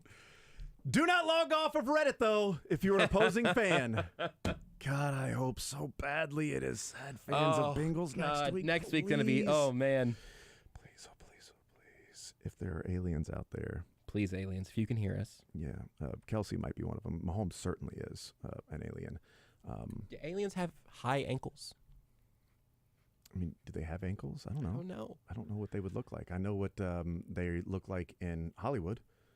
Hollywood has produced them to look like a lot of different things, but typically walking and talking and arms and things like that, but not just some random blob that might just be, well, I guess there's also been an attack. Oh, damn it. Let's go ahead and... sad aliens on Reddit. Sad Jags fans on Reddit. Take it away, Beards.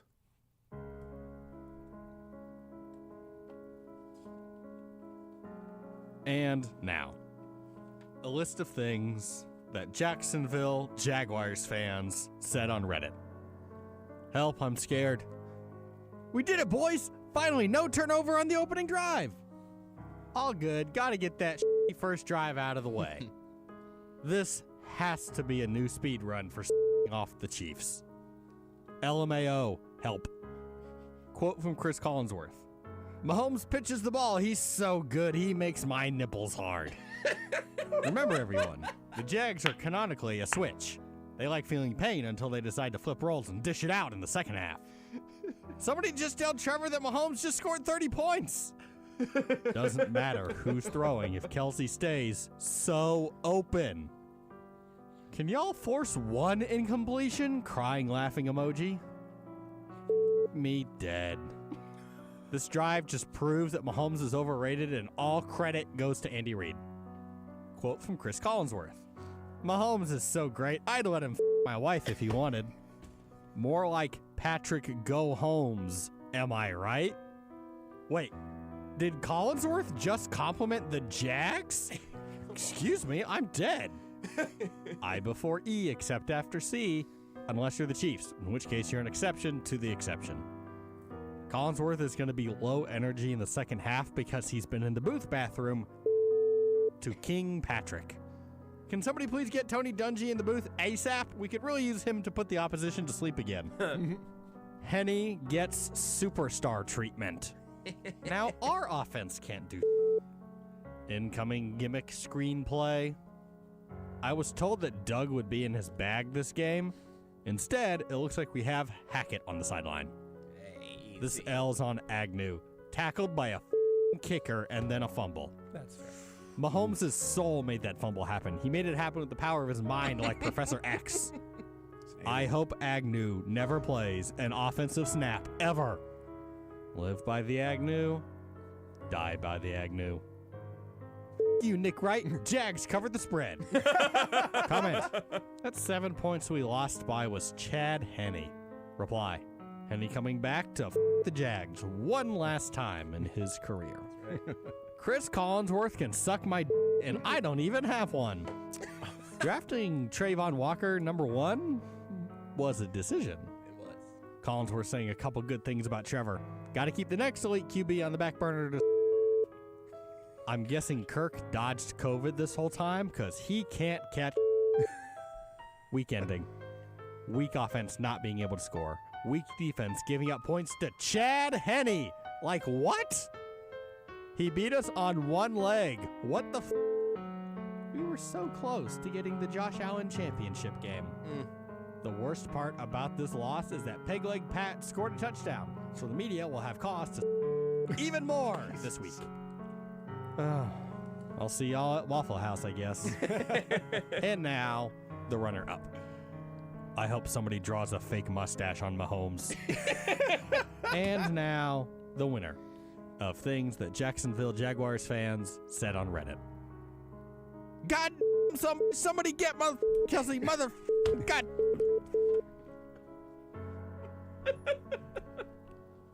Did that person have Tourette's of the keyboard? Beards did tell me earlier. I don't hear them in advance, of course, but he did say earlier that his winner was so heavily beeped that it was honestly made him a little sad because he put so much heart and soul into the performance. So I think we're gonna get to hear a director's cut of Beards. Say, but the three of us can hear it again later if you want. Okay, good. Not on the air. I would like, probably not on the air, but I would like to hear director's cut. Can we release the director's cut Snyder's somewhere? cut of Beards going NC-17. Why don't we just start doing all those on the podcast page, Beards? Because I'm a coward. Put a real explicit tag on there, and oh yeah, dude, we would have you saying some heinous things. I don't think that would be appreciated on the station's podcast page. We could put it on the old Almost Entirely Sports feed. That'd be fine. Nobody checks out those podcasts anyway. Exactly. You guys had carte blanche. When I hosted the night show, carte blanche. Do whatever you want. Put anything on the podcast. Is it between 6 and 6? No. Nope. Whatever you want. How do you think sad fans on Reddit got born, Jason? with a real dose of self-belief and a thought that at 9:30 p.m. most of the kids probably aren't listening anymore. That's probably right. Yes. Makes its jump to the zone even more special. This is really Patrick Mahomes at Texas Tech versus in the NFL. I do love that there is the dueling, not banjos, but the dueling, this commentator loves the other quarterback so much. They hated Collinsworth, man. They hated But Collinsworth does like Trevor Lawrence. But Chiefs fans were talking about Trevor Lawrence. Right. But Collinsworth loves Trevor Lawrence. Like, Trevor Lawrence is not playing well, but yet Collinsworth is still talking about how well he's playing. Outside of the Christian Kirk dropped the ball. Yeah. And he called it an overthrow by That was bad. That was Trevor bad. Lawrence. Yeah, he was wrong. That was a dime. That was a great throw by Trevor Lawrence. At least they never have to worry about Aikman talking about Mahomes positively. Why? True. No one's ever accused him of doing that. Oh, that's why. Do you think you've ruined it for Aikman to talk positive about Mahomes? I hope so, man. I hope he's in the booth thinking, I'd love to say something about Mahomes, but God, that 33% of the Super Bowls thing. I would sit here and say something nice about Mahomes, but I'm talking about the Chiefs, and that damned Josh Brisco I know is listening, and I will not give him the satisfaction of thinking that I believe Patrick Mahomes is better than me. The only reason I do not try to claim that that title is because I just really do believe that Troy Aikman has that energy for every young quarterback who he thinks may have a chance to be better than him. Once there's a quarter, he would have raved about what Chad Henne was doing on that 98-yard drive. So much. But as soon as you're like 26 and have already thrown for 4,000 yards, he's just picking you apart.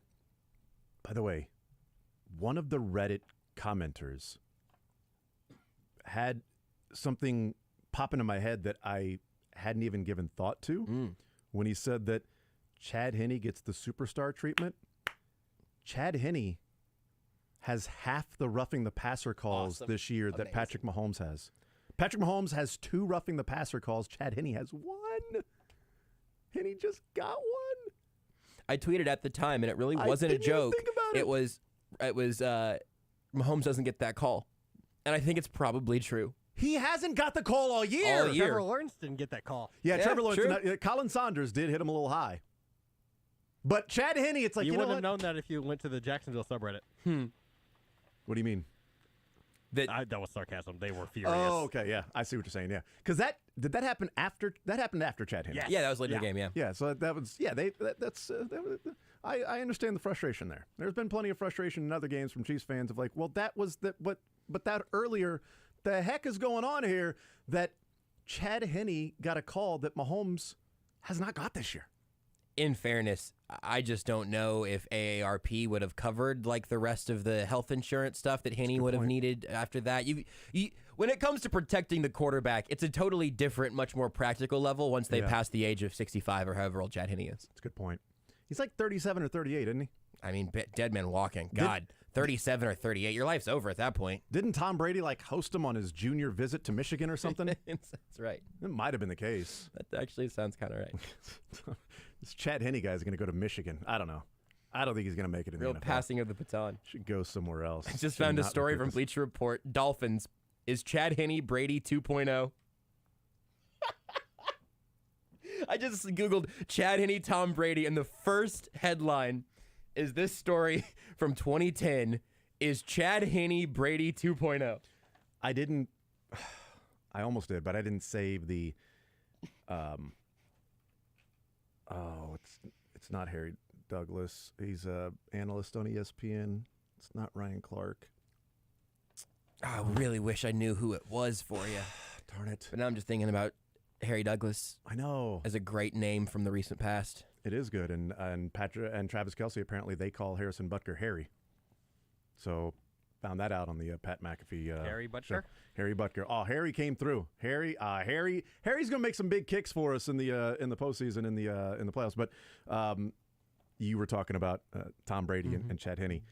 At least this one is closer to that, but I believe it was Tannenbaum that was comparing Joe Burrow and saying, he's in the pocket and what he's doing, it's Tom Brady, and I can't remember who it was in the background. Like, you don't have to do this. You don't have to stop. You don't. But I'm saying he looks like he's not. It sounds like something Marcus Spears would do. It wasn't Marcus Spears. Okay, it sounds like something he would do though. To say you don't have to do this, Smaller. man. Who? Oh my goodness. Wasn't Marcus Spears like, you don't have to do this. You don't have to do. No, but he reminds me he reminds me of Tom Brady. He's like, Brady has 7 rings. You don't. I just love it. You don't have to do this. You don't have to go this route, right? Have to do you can talk about Burrow without doing this. Stop. It's a preemptive speed bump for you. It would be a lot more fair to Burrow and the other guy to compare him to a lesser quarterback like Troy Aikman. You mean like a system quarterback? That's right. Maybe a guy that has 8 touchdown passes in 6 postseason games? We're turning the slander back up for the playoffs. Or maybe a guy that in 6 postseason games, his teams have scored a total of 15 points in the fourth quarter in overtime?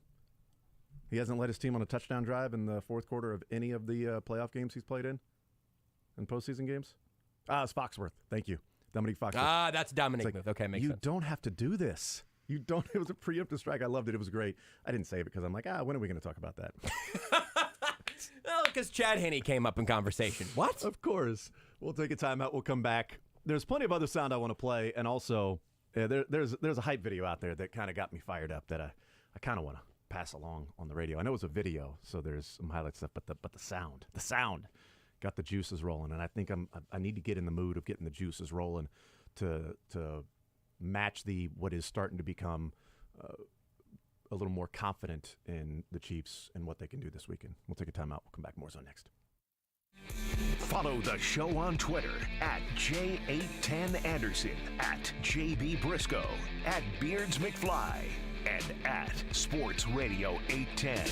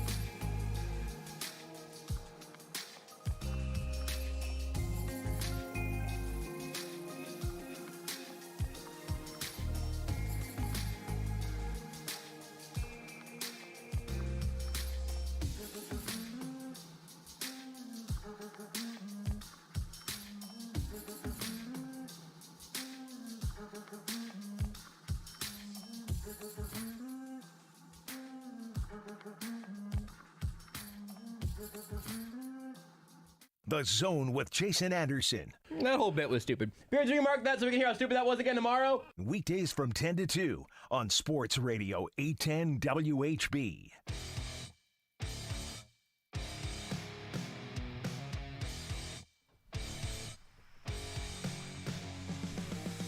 This video of Patrick Mahomes. Oh, he tried. Matt Derrick has video. The Chiefs are practicing indoors. He is slowly stretching a leg. He puts weight on one leg and leans over and has the other leg go backwards, sort of like you're kicking somebody from behind, and does it on the left leg, and then the right leg does it in a little quicker to the ground, a little quicker to get the weight off that right ankle. So that tells me that he's probably not going to play on Sunday. Stephen St. John also tweeted out a great video of Mahomes walking up to the podium. Yeah. And I think there's been other clips of him walking away from the podium. Can't remember where I saw that one from. I am deep in the film today, just trying to zoom in and evaluate how Patrick Mahomes looks here. I'll say this. If I saw this this video any other week, I would wonder why Matt recorded so much of the stretching portion, which is to say that he doesn't look belabored. See him walking. But I also don't know what that's going to mean about him, getting rolled up on the first time on Sunday or being able to plant off that back foot. Do you think Mahomes made it a point that when he walked into the room that he stepped up with his right foot? I literally went frame by frame. I'm not kidding.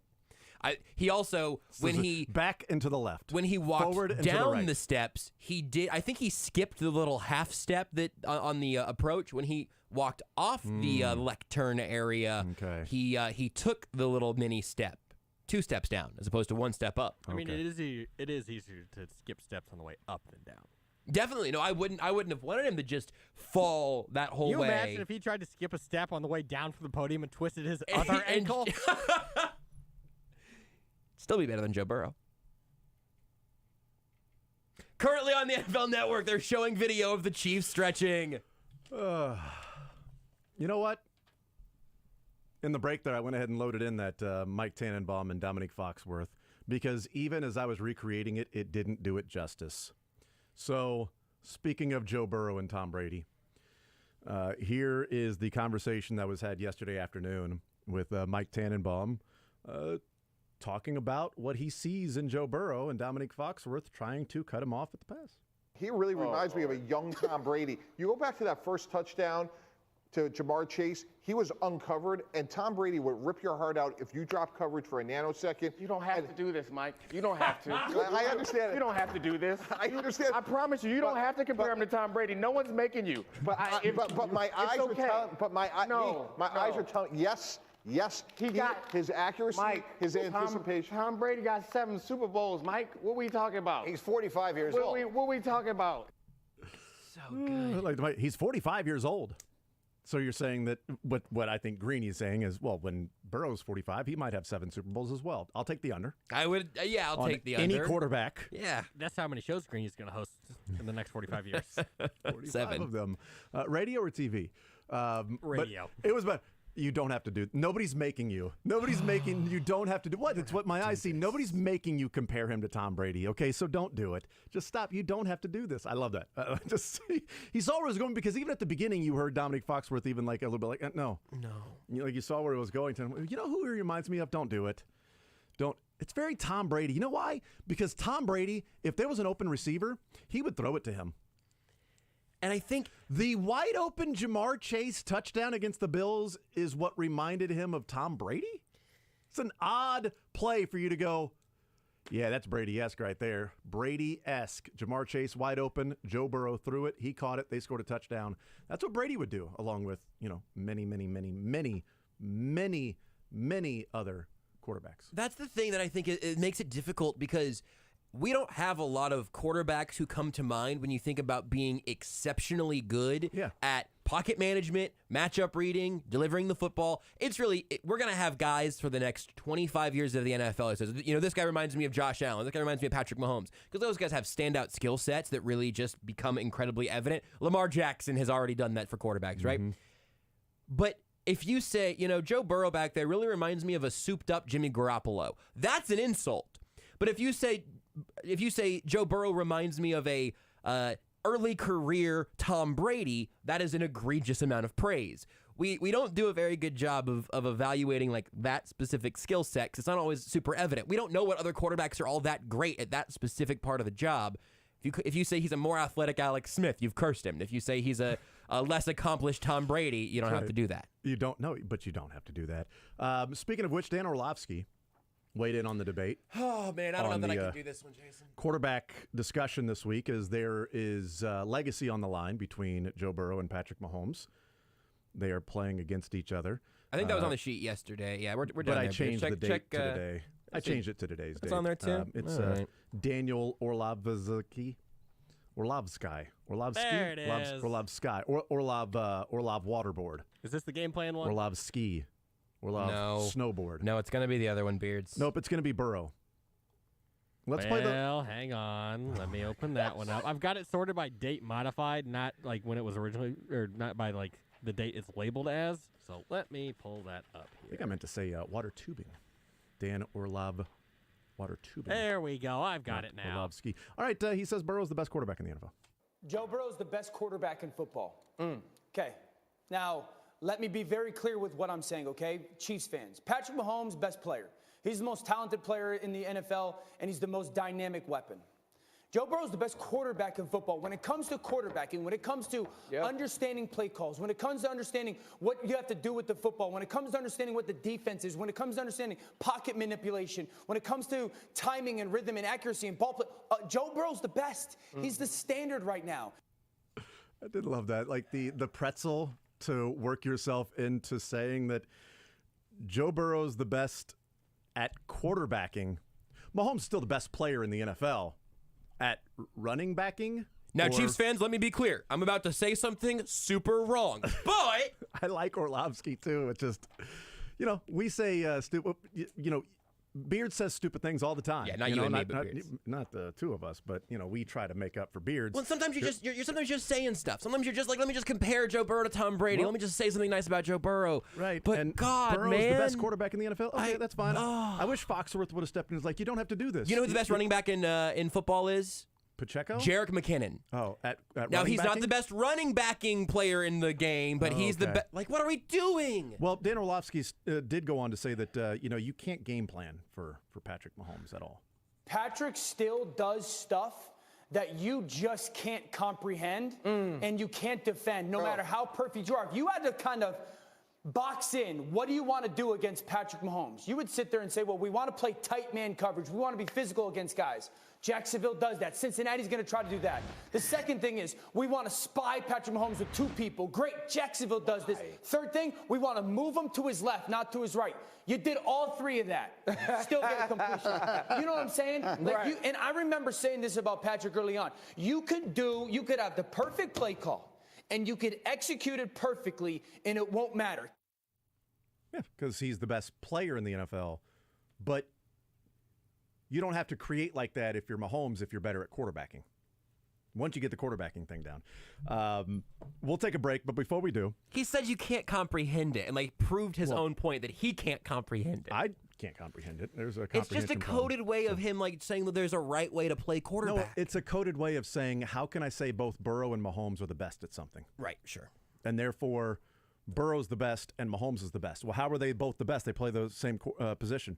Well, Justin Tucker is the best overall player in the NFL at that position. But do you think Butker is the best at kickering?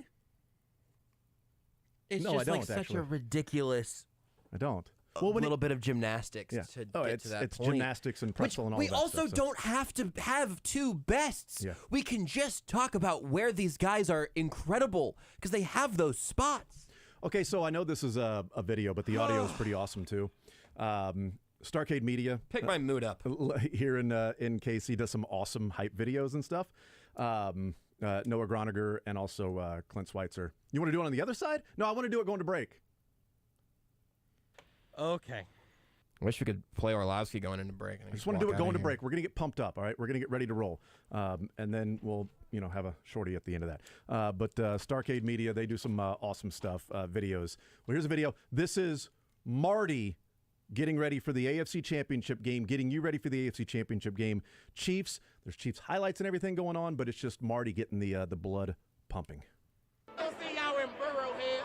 Don't sing it. Bring it. You love the spectacular. You love the globetrotter throws. You want no look. You want sidearm. You want between the legs. You want behind the back.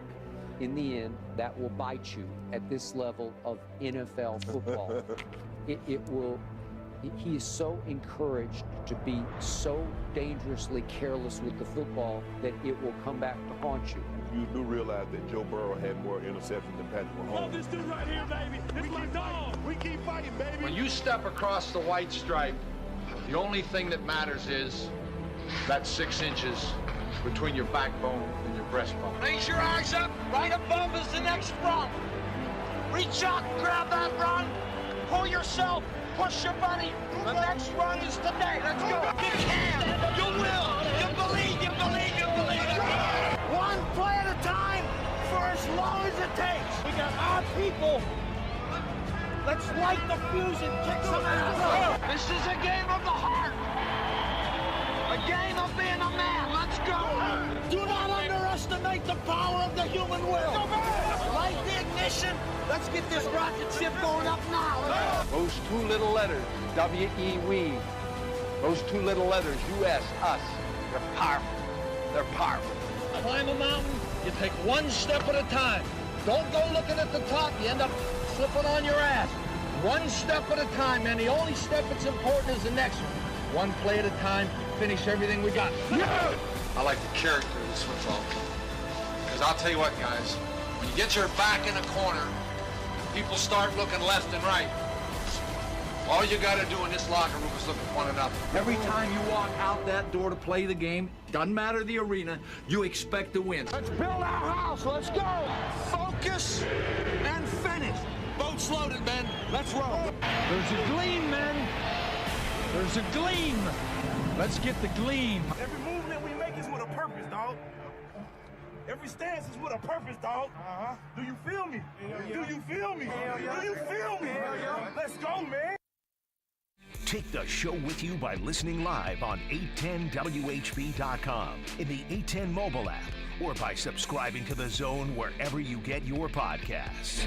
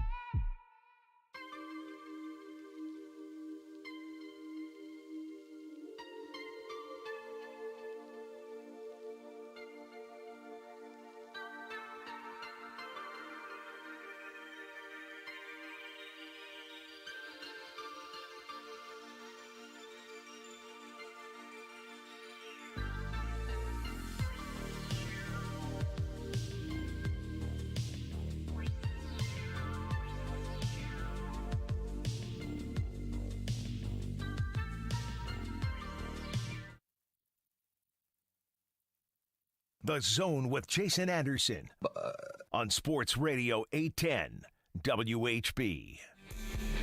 All right, that'll do it. Tex says they've been doing this with Travis Kelce for years. He's the best receiving tight end. Yeah. Tex says Jason's the best talker. Josh is the best radio host. Wow, thank you. Yeah, and Texter says, kickering, Jason, you don't have to do this. You know what we have to do? Get the hell out of here. Soren Petra, the program. They're next.